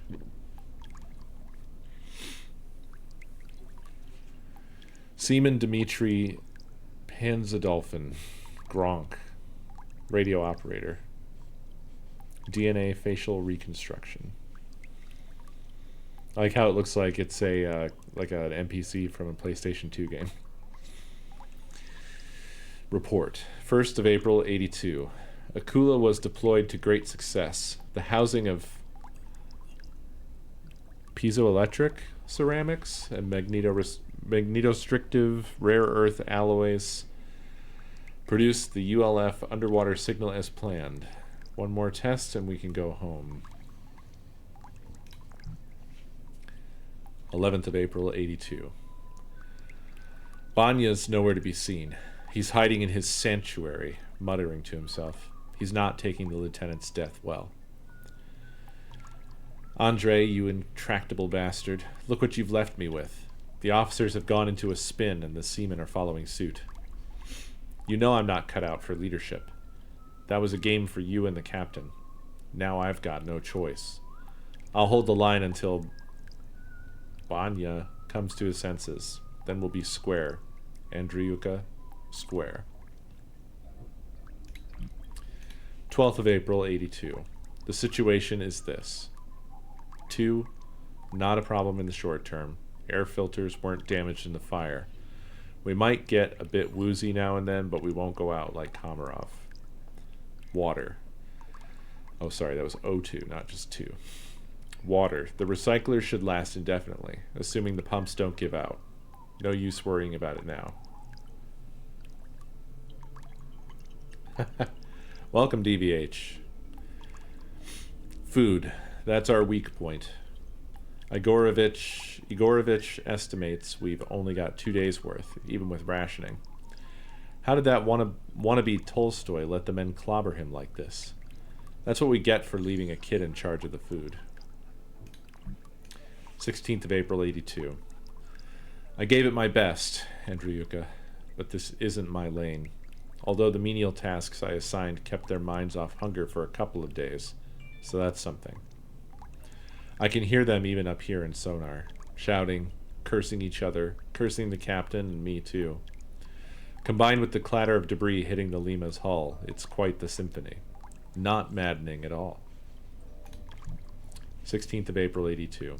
Akula is offline, and the sonar's cooked, but I knew that already. Just using my own tricks on myself. Now it'll take more work to ignore the gnawing pain in my stomach. Brain death might work. Turns out Komarov was way ahead on that mark. Komarov, just lying in the pantry. Useless, wasted, chilled. 17th of April, 82. Burke's alive. I'm not even surprised. If anyone was going to survive that, it would be him. More stubborn than my warts, that one. He picked the wrong pipes to tap on, though. The Joker wouldn't recognize Morse code if it was tapped directly on his skull. I'll hold off on telling Kisa for now. No telling what that hothead would do. I should tell the captain, though. Might finally pull him out of his daze. Get him and poor Sergei out of his cabin. He's lucky the men are busy losing their own minds, or there'd be more judgment. Andre's not a fan of what we're doing. Can't say I blame him, but it's too late. 18th of April, 82. Something is very wrong. That was not the Bonya? I know. Banya? He's had bolts of the cloth peek out from under his uniform before, but mostly he kept his faith to himself. Not tonight. I would call it religious mania if he hadn't remained so damn calm, even while beating Stukov half to death for taking a bite first. Afterwards, he stood and spoke about how we must purify ourselves, knowing what we're about, what we did. 25th of April, 82. 3 straight days of bone broth is enough to make starvation appealing. Seems I'll get my wish soon enough, though. No leftover corpses now. 26th of April, 82. Kisa knows. He's been hanging around Igorovich since appointing himself the chef's bodyguard. Must have heard the pipes, same as I did. Now he's stormed off to confront Banya. He's got a temper like a volcano. When I tried to stop him, he turned around and asked if our positions were reversed, would Andre have stopped trying to save me? Kid's got a point. 28th of April, 82. I found Sergei comforting Stas as he sobbed over a half-butchered kisa yesterday. I made a joke about seasoning. He did not appreciate it. 30th of April, 82. Well, I got what I wanted. It was more a snarl than a sob, but it was an expression of emotion that wasn't religious zealotry. My plan backfired, though. He locked himself in his cabin again. Bastard may have murdered Kisa, but he and his purifying path were the only things holding these animals back from indiscriminately ripping each other apart. Things are about to get very ugly, and the mirror isn't exactly our friend now. 12th of May, 82. That's it. We've reached the end game. The water recycler gasped its last. Sorry, boys. No amount of carnage will get you out of this one. At least I'll get to die in my little comms hidey hole. I've grown quite fond of it up here. 6th of May, 82. An unexpected laws of nature defying development. We are saved. By Banya, no less. Although it wasn't his intention. He was probably hoping to be greeted by some biblical scourge when he opened the main hatch. Or at least the crushing embrace of deep-sea currents. He wasn't expecting breathable air and potable water. His woeful howling was eloquent at this point. 19th of May, 82. Oh, sorry. Excuse me. Well, that's one mystery solved. He who doesn't take risks never drinks champagne. During my sojourn in comms, I had a crack at fixing the transmitter. I was successful, but something was causing interference and preventing me from even attempting to send a transmission. Turns out it's these blue crystals sprouting up everywhere. They're phosphorescent, produce heat, and give me the heebie-jeebies, just like all the other local attractions. But now I know. 24th of May, 82. Igorovich is savvier than I gave him credit for. He understands the deal, but he's got a good heart, which worries me. I'll have to keep an eye on him. 26th of May, 82. I found a perfect spot for the relay. There's a point at the furthest edge of our little grotto with no crystals. No crystals, no interference. Once I get it working, I'm not setting foot in that sub again. It was hellish before, but now it's just plain creepy and stinks of an abattoir. And you can hear Banya's gibbering throughout the whole damn ship. 27th of May, 82. I'm broadcasting an honest-to-God SOS. No way to know if it can penetrate the huge pile of rocks between us and the surface, but at least it's going out. Who knows? Maybe we won't die here after all.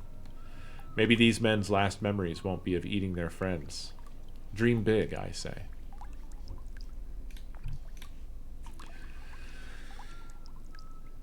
'31st of May, 82.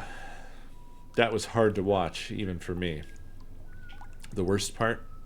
They didn't really want to kill poor Sergei. They were disgusted by his whimpering, by Yegorovich's groveling, but I saw it in their faces. They were also ashamed. So Banya had to do it. I didn't see him approach. He had Sergei on the altar, with Goncharov's knife across his throat, before anyone had a chance to move. Then he was off again, leaving the men to deal with the aftermath of his inscrutable actions. Note to self: Dmitri, Alexei, and Kirill have left us without a goodbye. 2nd of June, 82. That craven bastard. I couldn't stand it. I went to confront Banya about Sergei. He was just sitting there, mumbling to himself as always. He didn't acknowledge me. Didn't even seem to know I was there. So I decided to look around and found a loose wall panel. How did I not see it? He never ate with us, just read his interminable sermons. He hadn't left the Lima in weeks, but was healthy enough to heave all of Sergei's weight onto the altar. Rations. Pack upon pack stuffed into that crawl space. Pathetic hypocrite. Traitorous swine. Skulking cursed thing. I'll put you out of your misery. 3rd of June, 82. I was about to kill him, but when I grabbed his dirty, matted hair and looked into his eyes, I saw nothing. Nothing at all. Banya has been dead for a while. His body just hasn't caught up yet. I didn't tell the men about the stash. His hold on their minds is disintegrating anyway. Best spare them the pain of betrayal. 5th of June, 82. The things you can do with a bit of Russian know-how. Some pH paper, a few pearls of our old friend sodium hydroxide, an altruistic desire to get wasted, and bang, you've got alcohol. You could run a car on this hooch, but I don't think the men's palates are at peak performance. Let's have some fun. 6th of June, 82. My reputation as a cold, feckless degenerate is not entirely undeserved, but there is a limit to any man's capacity for denial. It was all my fault. I pushed the captain to go deeper into the caves, ignoring Andrei. I gave him the idea to use Komarov. I let Kisa charge headlong into engineering, knowing the captain had stationed a guard there. On and on and on. At least I helped provide a night of laughter and mirth for the men. That counts for something. 7th of June, 82. Gone. Everything and everyone is gone. Those things, whatever they were, laid waste to our oceanside sanatorium. Banya's stashed rations are gone. The water is polluted with blood. The things dragged Banya from the Lima as he screamed his head off about his last chance. No idea how they knew he was in there.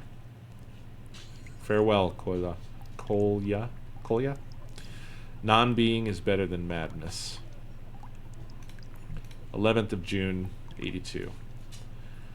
My solitude is complete. Should have made fewer jokes about Stas' corpse as furniture these last days.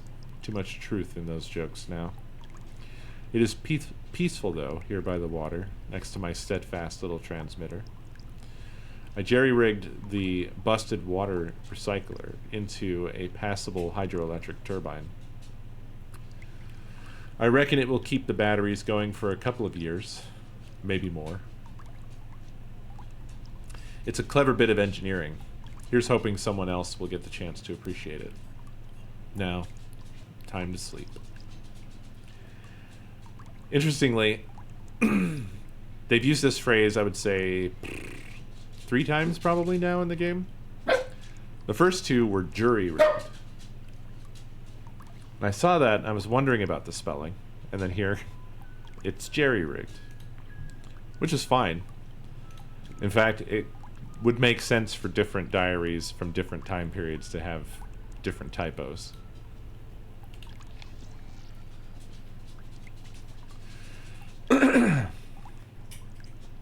The interior of the worn pots is filled with blackened lumps and shards of human bone. The hammock is little more than a frayed web of threads, unlikely to hold any weight without disintegrating into woolly dust. Mounds of luminous crystal have been collected and deposited here, the mineral's persisting glow serving as a makeshift nightlight. Clusters of tiny, long-limbed insects cluster in the recesses of the stalagmites, long hair-like feelers waving in absent winds. The makeshift great... Poor sailors. Poor people. Their minds wouldn't be a part of the Nexus. It didn't exist then.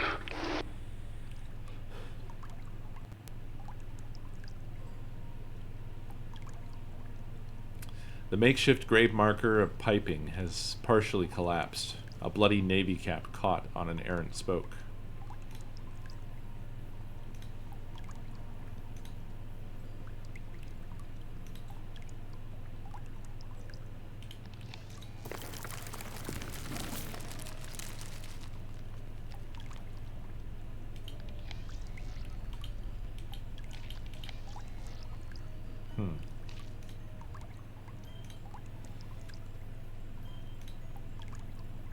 It's weird that these are all exactly the same.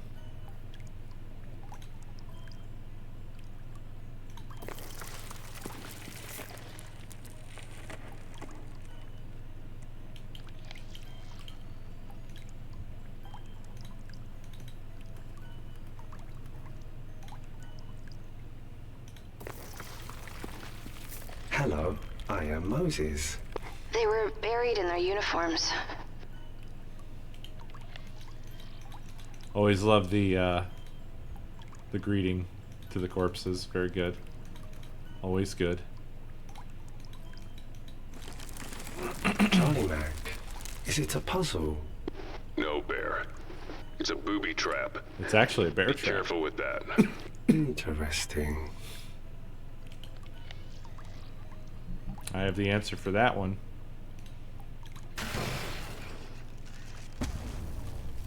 Bear trap with arm. I can't look.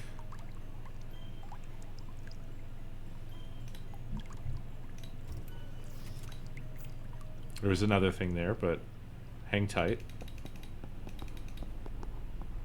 Actually. Arm shot from the bear trap. But this synthetic skin is something else.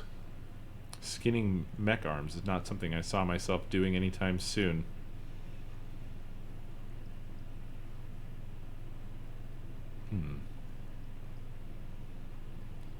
Primed and ready to snap again at unwary feet.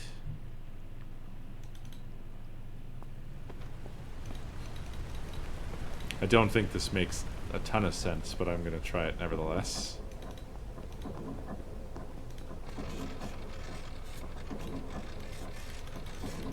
Yeah, nah.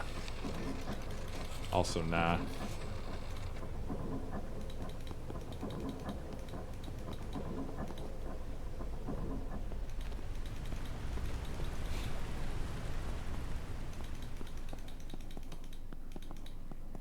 I don't think either of them would have any purpose here either. Whoa! Got it open. I can reach the wheel now. I thought wrong. Smart Mac. Depends on what's behind it.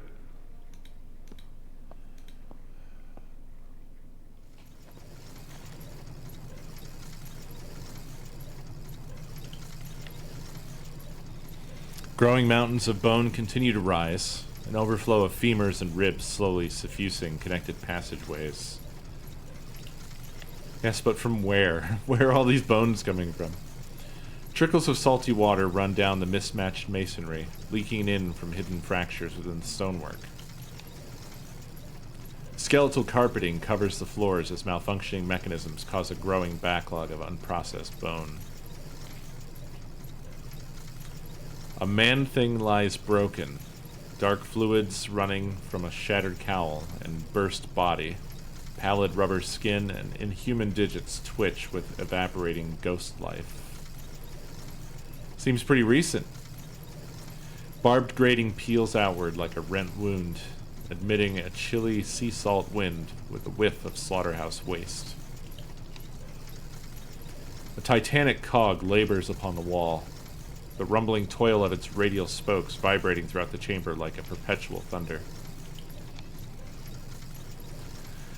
The mill twitches, clogged and overflowing with unrefined skeletal mass. Another body. And... What? I don't think it's human. It is one of the native inhabitants of this place. And you are right. They are not human. Not anymore. Farron. Still with us, are you? To the end, I think.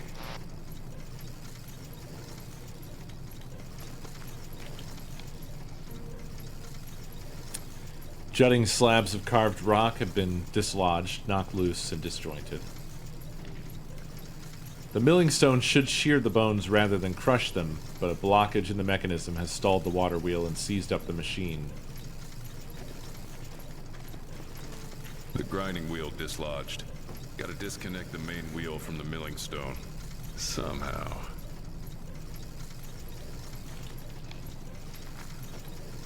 Wood piece got jammed in the rivets. Can you get it out? No. Tension from the wheels got it wedged. Only way maybe would be to cut it. Don't think this will work very well without something, you know, like an implement. I don't actually see the wedged piece, but yeah, why would that do anything? Back to the bear.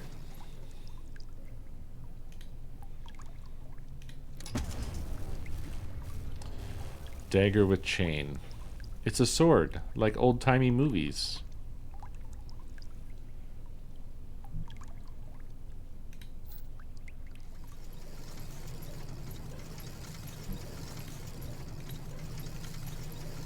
Wow.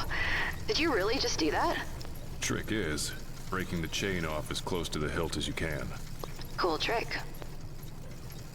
As a badass kid, I had a dozen of these swinging from my jacket and leather pants. The ornamental design doesn't look like it was meant for stabbing. More like slicing or teeth picking. Can you break the rest of that off? No. I don't know that this is going to be the cutting implement that we actually really need. No.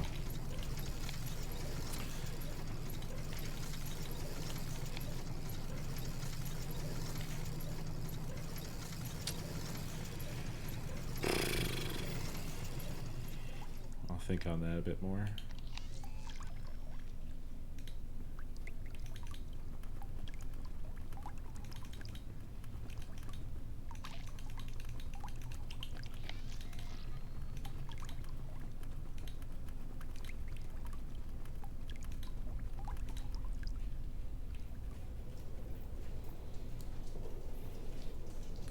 Oh.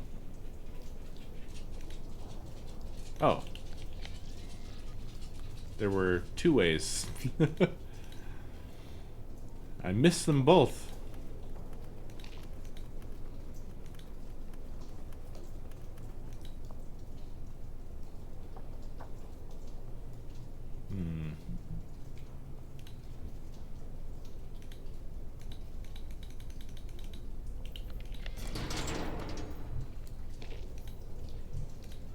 I don't think any of this is useful to us here. Oh, the chain.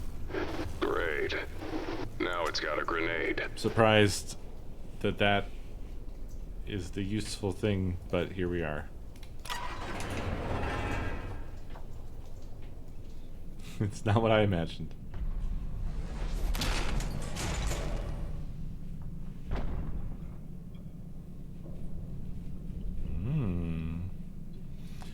Corroded flecks flicker down, dislodged from the impact of the shutting airlock. The fractured remains of the airlock handle dangle limply, shattered and useless. The chair has hardened in place, angled towards the Frankenstein tower of machinery above, the edges worn and nibbled away by corrosion.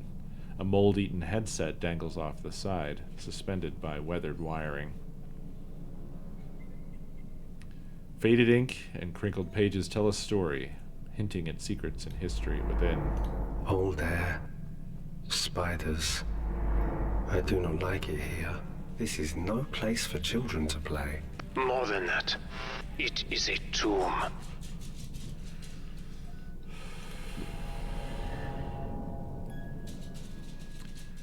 Stanislav Igorovich, seaman / chef.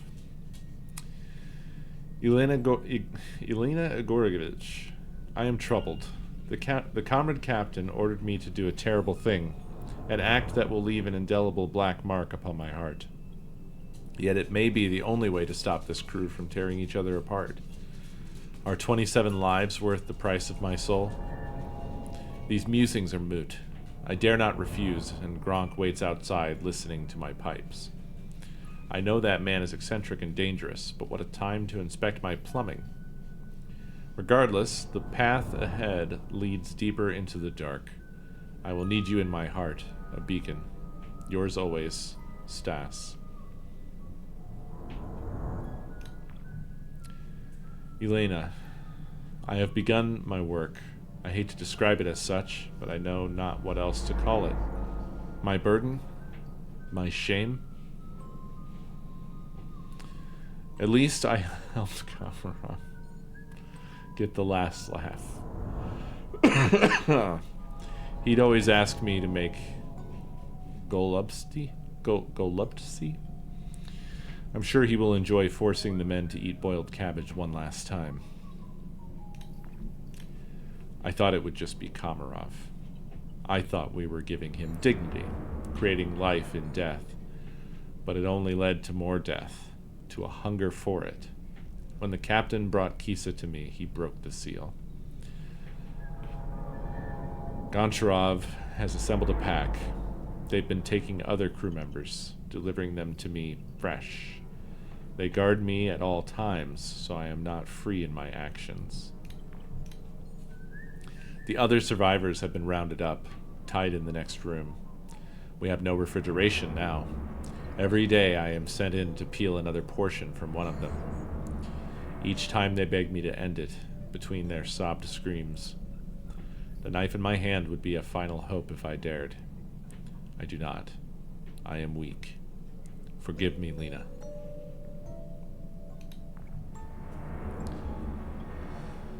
Being freed from the Lima has been good for the men's psyches. They are mostly their old selves. Even the few prisoners left alive seem content to forget everything that happened mere hours ago. I don't know if I can do that. It weighs on me. I cannot sleep. The campsite is calm. Sergei freed himself from the captain's grip and remains with us now. There is no need for further violence with all the dead left from those last hellish days. Water is plentiful, but I cannot sleep. I have cured most of the meat. It will last for weeks now. That is as much as I can stand. Before, hunger would let me ignore my conscience. But now, as I try to sate this ache in my stomach, I see their faces and hear their screams. How has Gronk remained apart from it all? He never comes for the meat. The shadows are watching us. Captain was right. There are demons here. Lenilka, I am saved. I followed Gronk. He found edible algae growing around the crystals deeper in the cave.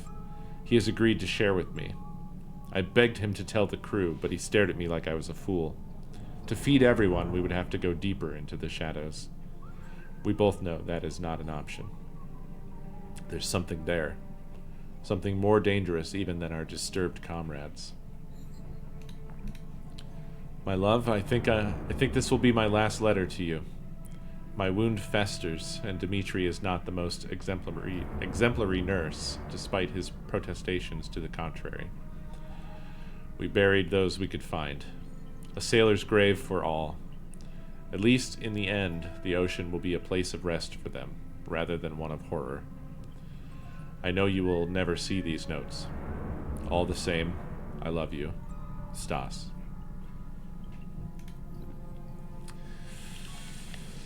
It's a lot. It's quite a lot. A slow storm of kicked-up dust swirls around the ladder, carrying with it an odor of wet copper. Some steps are dented, the handles slightly bent as if caught in a tussle. Distribution box. Stacks of cobbled-together panels bristle with ill-fitting knobs and dials, bearing scrawled notation detailing power distribution and hydraulic pressure regulation. Unfortunately, the board is dead, but perhaps it has a backup battery that could provide juice to the instruments. Charlie Mac, the pictures, these are useful. You're right, Mose. Those are escape suits. If any of them are left. You could use them to reach the surface. They would likely survive the water pressure outside. Moses, we need those suits. Do you understand? I will find them. I am a very smart bear now. I will aid him in his search. While I still have time.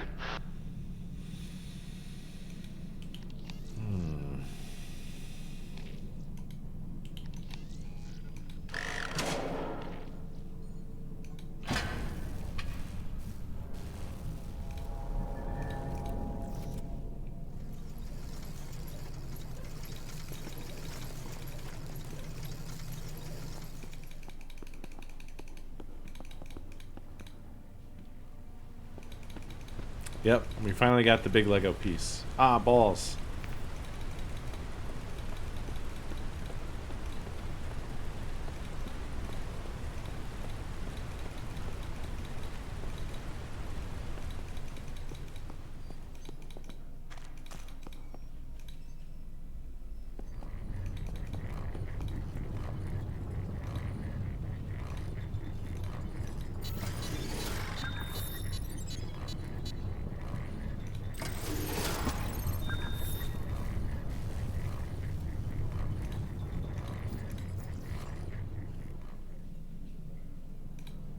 Good thing the ancient Russian sub and modern Kane technology both use the same kind of battery. I suppose that's not too crazy. It rumbles. The bear got the hydraulics going. Good job, Mose. Search the sub. You have to find those suits. My Charlie. My Charlie.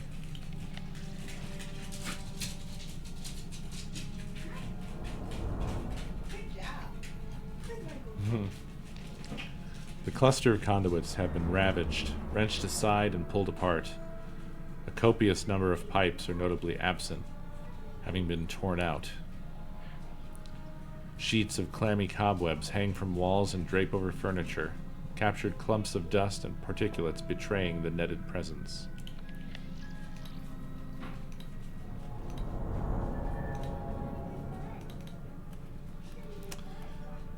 Yeah, it's the third Stasis game, and then Beautiful Desolation was their third game, which I have not yet played.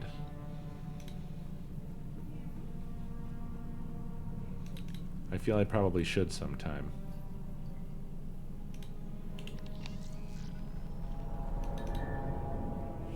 I do not like this. What was this? A prison? Oh, no. It was a pantry. Kane.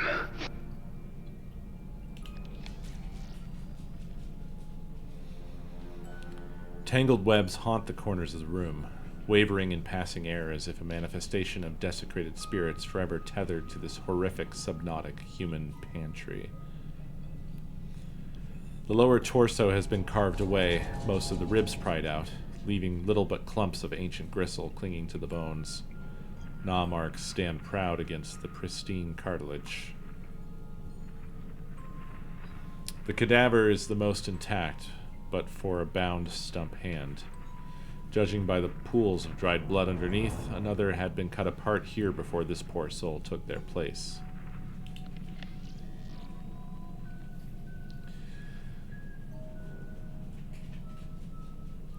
White linen and canvas have been laid across the floor and pushed under the bodies, deployed with morbid anticipation as impromptu surgical sheeting. The corpse was flayed when fresh, its meat stripped from the back and lower arms. Interestingly, this hermetically sealed chamber has preserved the muscle as if it was exposed yesterday. The piping has been smashed and partially dismantled, a selection of curved shards laying out below. A cluster of pressure wheels and valves burst from the wall, their labels far too eroded to discern their original function. The mounds of blankets, clothing, and cushions molder next to a collapsed deposit of sanctioned 20th century Soviet literature. The material, possibly donated to comfort the incarcerated, appears to have been scorned and left untouched. The collection of seasoning salts and various sauces at first suggest a desperate collection of meager supplies, though their presence here suggests a bleaker application. So we've got an exit there and an exit here. I'm going to stick to this level for the moment. Handprints. Desiccated remnants of bloody handprints pattern the door surface, along with 2 blood-stained bullet holes. The writing, etched in faded black ink and written in Russian, is barely legible due to deterioration. It's okay, I have a scanner. Lieutenant Andre Burke, Junior Lieutenant Engineer. While I am cut off and likely to soon perish, I do so with a light heart, knowing that Nikolai will protect the men, including my brother Kisa, to his last breath. If they must face death, he will guide them to a noble end. Kisa, I pray that you remember my advice to you. Do not let your emotions control you. You are a good man and a fine sailor. You have won the men's respect by your virtues as I knew you would. Please, help Nikolai. I know you do not trust him, but he is a good man, the best I have ever known. Gronk is a genius, and at his core a decent person, but he will not be able to support Nikolai alone. He will need your strength. Please, brother, do this for me.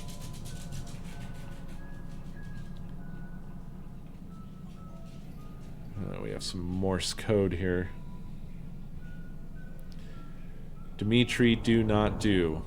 No going back. Save their souls. I think these are just translations of the Morse code. I know that's S.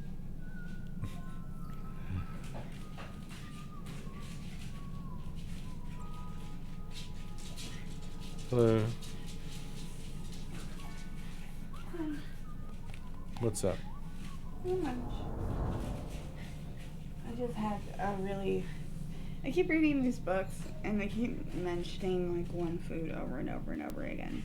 And today it was coffee. So you want coffee? Do you have any decaf left? Yeah. So that's what I'm making right now. Oh, I should probably try that. You want decaf coffee? Yeah, why not? Okay. You want hot chocolate mix in it too? I've never been a big fan. I'll try it, fuck it. Well, I mean, if you're already going for coffee, you do like sweet coffee. Like, I could understand if it was like you were expecting that chocolate, not coffee, not chocolate. Right. Right. That's fair. Nice, Kakov, nice. Ah, shit. Pour one out for Legend. Rippin' Power, brother. 29th of April, 82. I lost 2 people today. Kisa is dead by the hand of the man I trusted most. I know his murder is not my fault, but I cannot help feeling it is my responsibility, and this burden weighs too heavily. I have lost my dear brother, who only wanted to protect those in need, and my closest friend. Whoever that man is out there, it is not the Nikolai I knew. There's no reason left for me to fight. I'd apologize for leaving you alone with this mess, Dmitri, but you'd just tell me to stop pissing around and get on with it. and so I shall. Grim.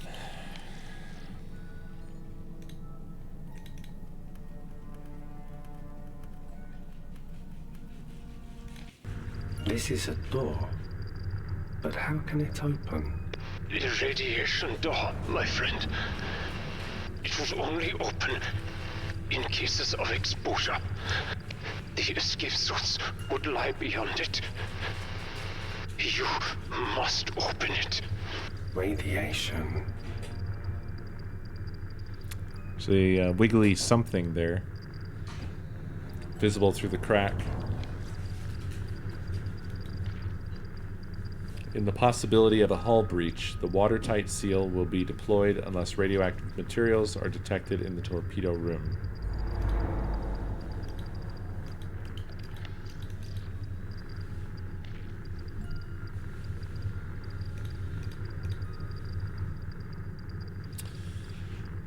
I'm gonna try this. It's not gonna do anything. Yeah.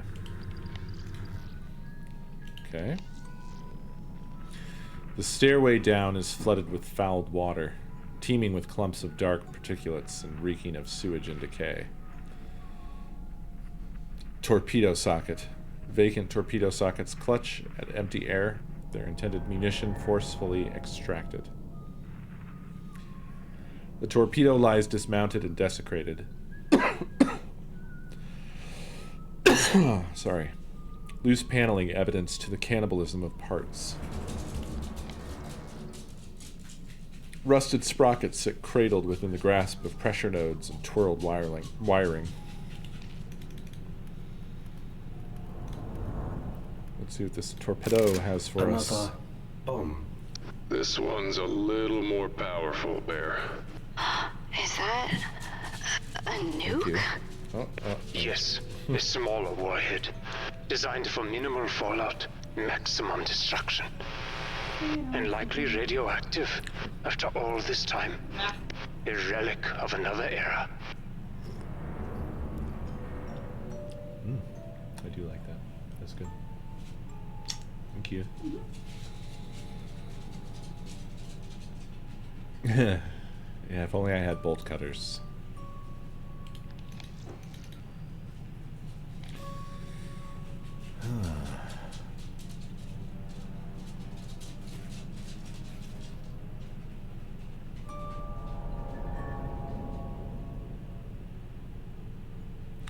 Maybe the grenade will help.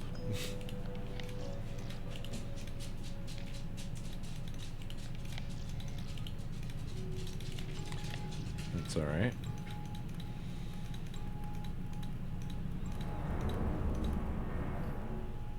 Use bomb on bomb.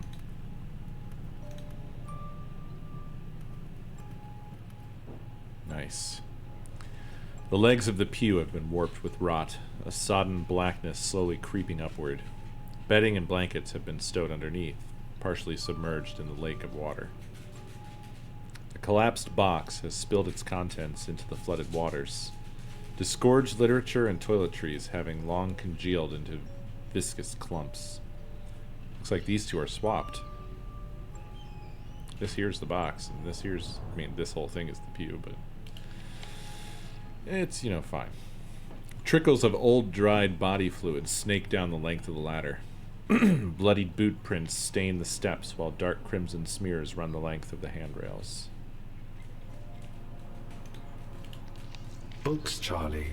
All rotting where they lay. Captain must have been a religious guy. One of the old religions. Russian Orthodox would make sense. Before Cain killed God.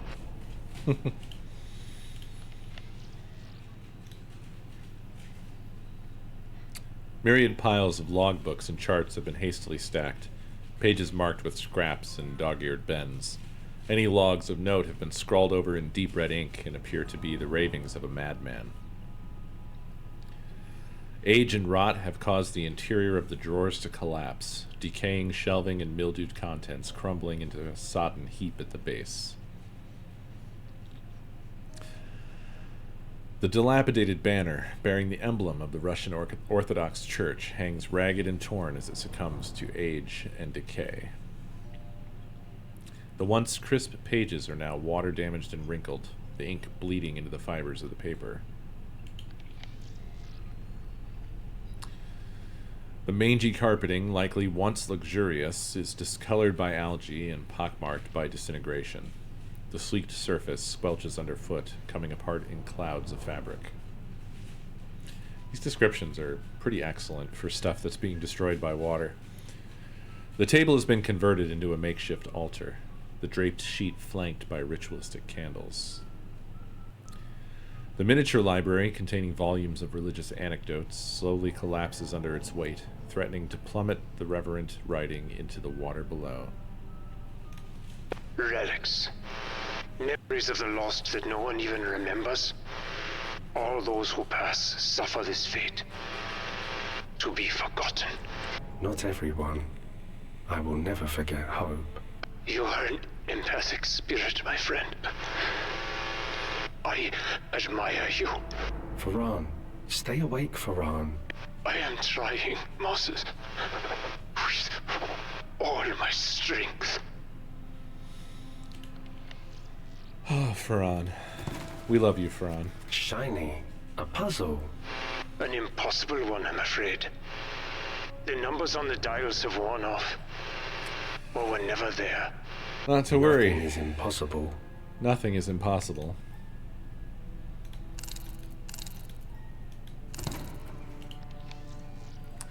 Maybe here? Yeah.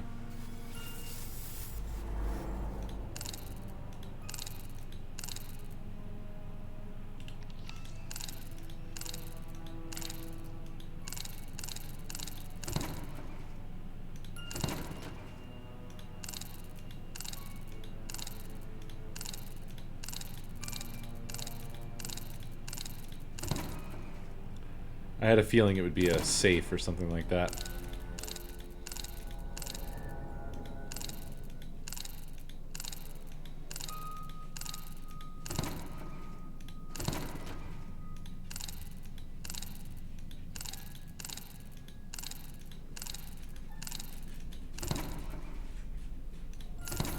Ingenious, Moses. Cleverest bear. Watching you is inspirational. I am glad I am here for the story.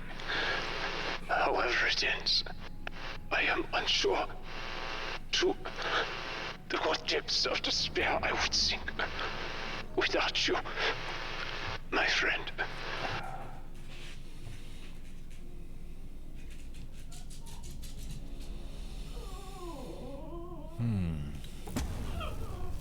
Aha.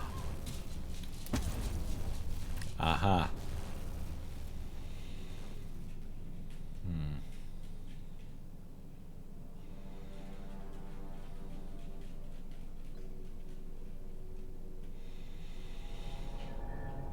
Okay.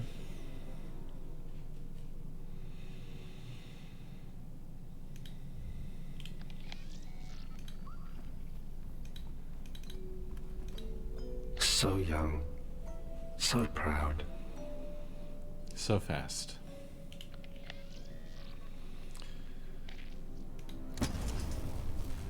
Baked beans. Beans, beans, the magical fruit.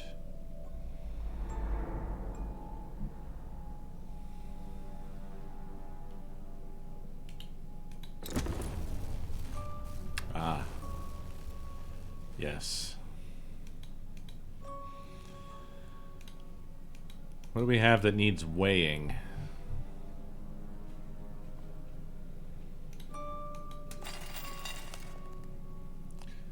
$16.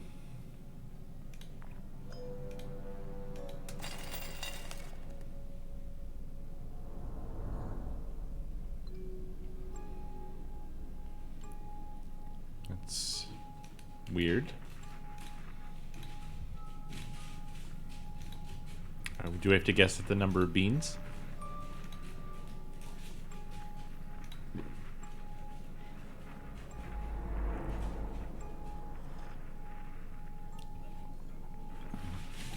Let's get this out onto a plate. Ooh, no hiss. Captain Nikolai Banya. Lima Captain, first rank. 10th of April, 82. The Lima is no longer operational. We are stranded. Andre is gone, drowned. He went against both my advice and direct orders. I had no choice but to seal all of engineering when the flooding started. He should have followed orders. He should have listened. God protect us all. 18th of April, 82. A tribulation. That's what this is. A test from God to gauge if we are worthy of rejoining Him. The devils outside try our minds, while inside we tear at our own hearts. But they must understand. This is His way. He is faithful and just. If we confess our sins, He will forgive and purify us from all unrighteousness, and so we shall be delivered. I shall save these men yet. 26th of April, 82. Many will be purified, made spotless and refined, but the wicked will continue to be wicked. You intended to harm me, Kisa, but God intends all things for good. The completion of our task, the salvation of our souls. None of the wicked will understand, but those who are wise will understand. It is of more importance to the Lord that a man acknowledge and confess his sickness and cry for help in his heart than with his tongue. For the tongue is capable of deception, but the heart is not. 10th of May, 82. I have failed them. They are lost to sin. Goncharov roams my ship with his pack, his rage unchecked. Igorovich indulges the men's gluttony, disrespecting his sacred duty. Gronk has disappeared entirely, surrendered to sloth. And Sergei succumbs to fits of dread, despite my ministrations. My attempts to mold him into a man like Andre. Andre, I failed you most of all. With your strength, we could have saved them. Oh, hi. Oh, jeez. The evil shall not stand in thy sight.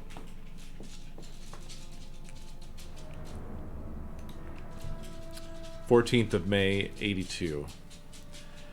Their devils call to me. They know the time has come. Their calls crescendo in my soul. So I say, my strength has perished, and so has my hope from the Lord. If we cannot be saved, then I shall be the one to deliver us to damnation. Most Holy Virgin, look upon me. I smile for you. 30th of May, 82. I thought I heard the voice of God, but I was wrong. I then heard the voice of Satan, but I was wrong again. The mundane notions of man kept fooling me into thinking there was a purpose in our being stranded here. I have led these men into sin, and they went willingly. Even young Sergei, so fearful, so pure. He partook of our craven feasts with equal zeal. They are awash in sin, and I with them. What does it say? He prayed with himself? Why not aloud? Because God listens more carefully to what his heart says than his lips. What a man thinks and feels he prays to God is more important. What he thinks and feels as he prays to God is more important than the words his tongue forms. The tongue is capable of delusion, but the heart does not delude. It shows a man as he is. 7th of June, 82. I hear the devils shrieking again. They are a product of my broken mind, but the shrieks seem so real, so insistent. The putrid rot of sin exacts its toll. I'm certain the other men are suffering too.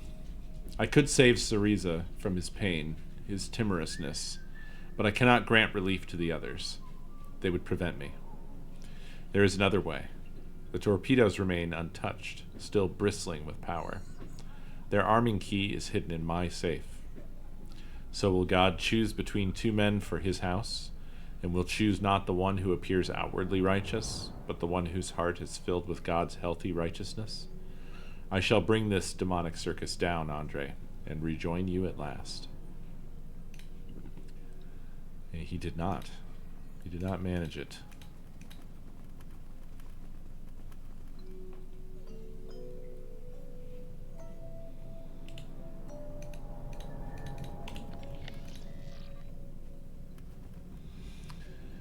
It is that time.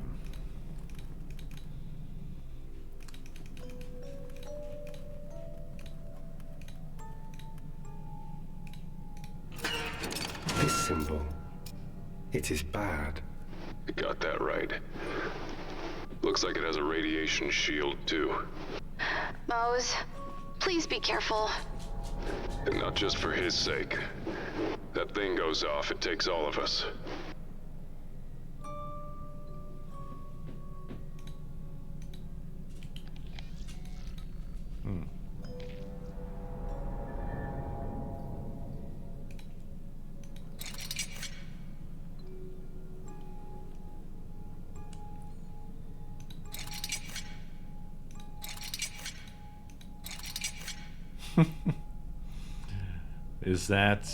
Is this what's supposed to be happening?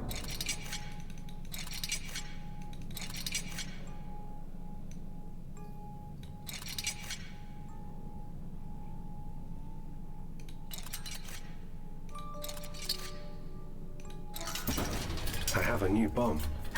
Oh, good job, Mose. Good job.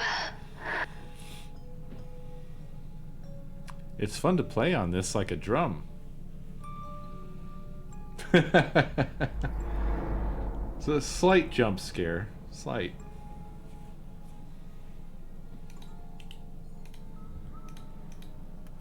There's a distant sort of harmonica, and I don't know why.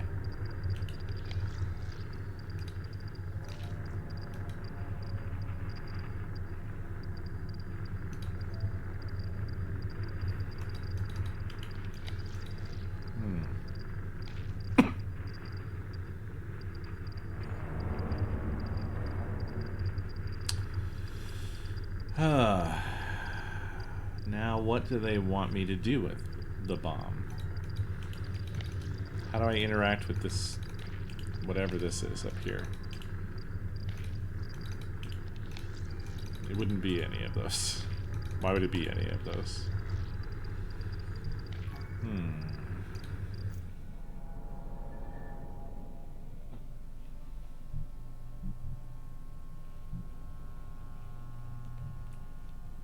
Yes, hello.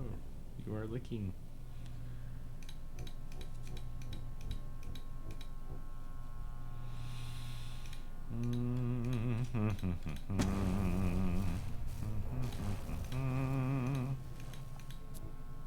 Really?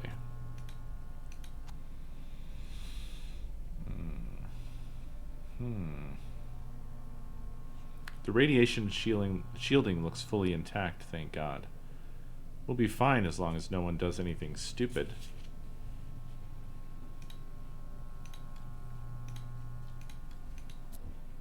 Aw. Aw. Haha. Aw.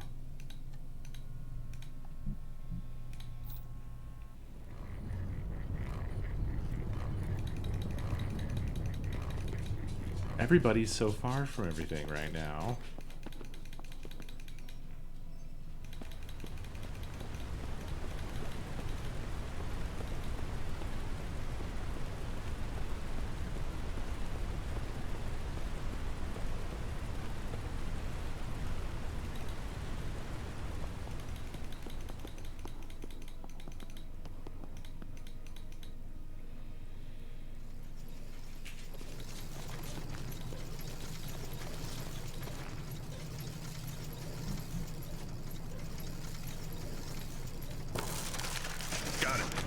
Water wheels free. Way to go. Now get out of there. Fast as I can.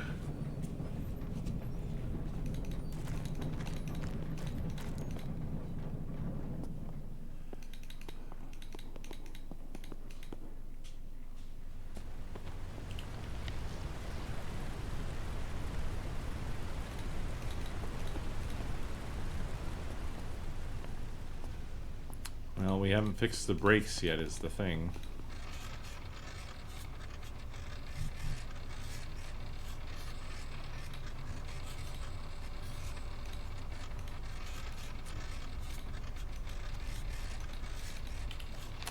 Surprisingly, the live grenade doesn't help us there.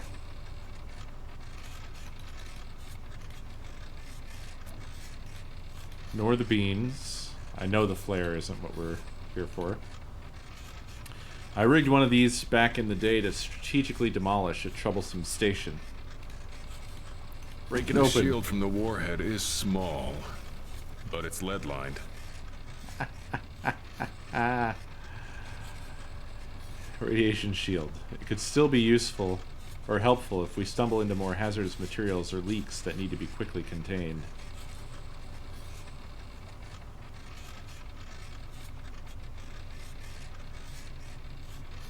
Boom. You don't want to be close to this thing when it goes off. I don't think removing the shielding was a good idea. I hope it isn't leaking radiation.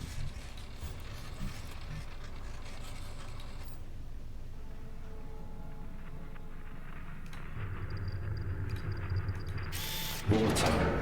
All water. Moses, keep going. The escape suits have to be through there. I do not like water. Moses. I do not like water. I will not go into the water. Come on. Farhan, help. Do we have to drain the water? Can we drain the water?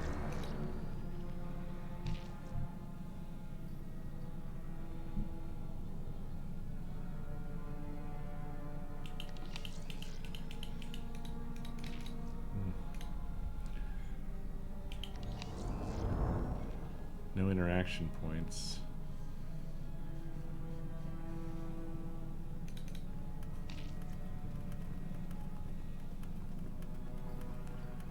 It's so warm.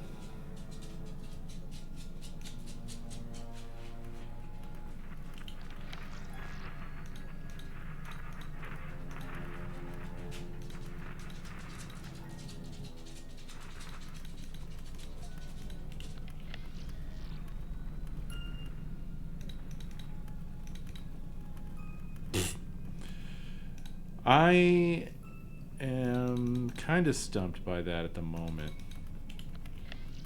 Because without some new, well, there's the scale thing.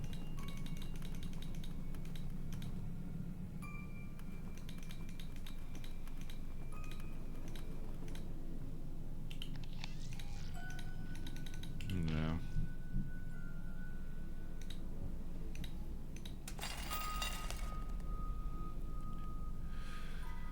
We can weigh the beans.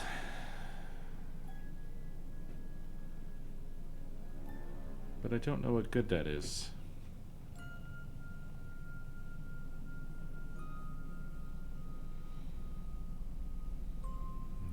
Yeah, I don't know what it means.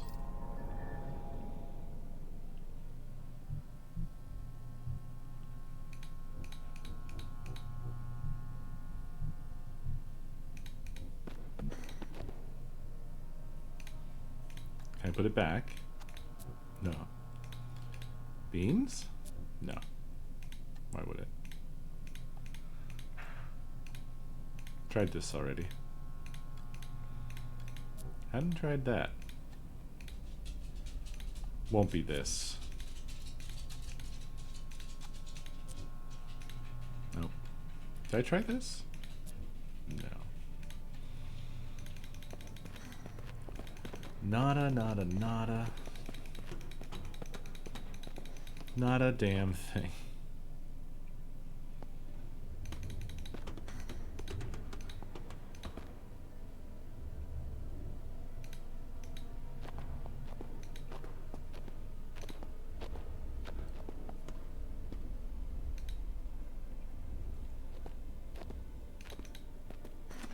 That icon is just the ping thing. This.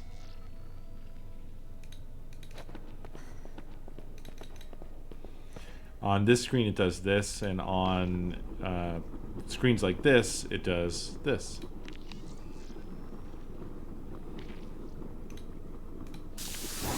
Whoa! Screen flashed over here. You okay? Yeah. Whatever this is, it's really flammable. The heat coming off it is intense. Rudimentary technology, primitive culture, power source. That's what I'm hoping. Well, that was blinding.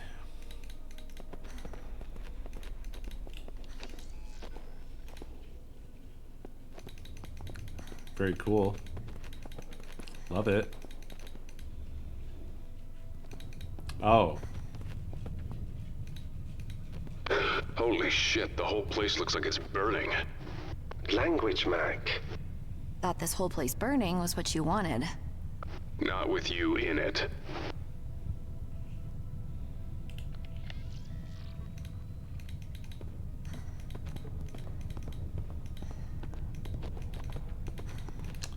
Fire walk with me.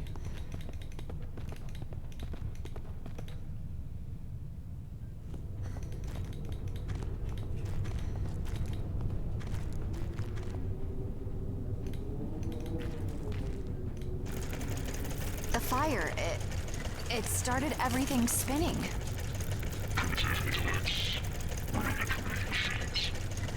Yeah, we get it. You act like you're superior to everything here. But you're just as trapped as I am. Just as helpless. We're all trapped here now. Thanks to you. Can you not even begin to understand? You hurt her too. That wasn't her. Who are you trying to convince? Me? Or you? Hope is alive.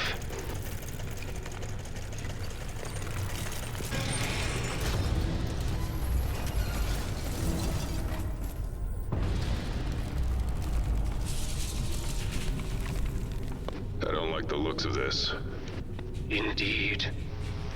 My knowledge of this place ends here. You are about to enter a part of the temple no one has ever explored before. It is impossible to predict what you will find beyond. I don't see any other choice. This whole place is connected. We'll find each other.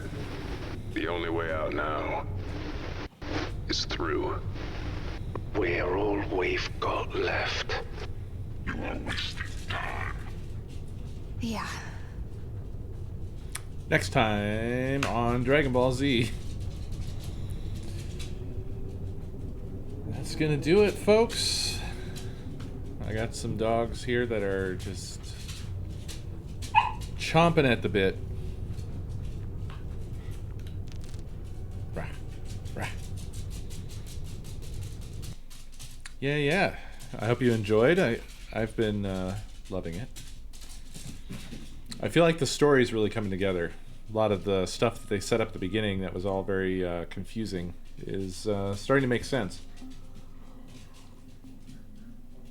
In fact, I think the only real mysteries remaining are just to do with the Zeeb.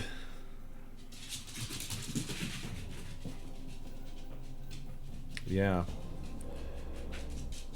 But the motivations of everybody else are kind of all cleared up.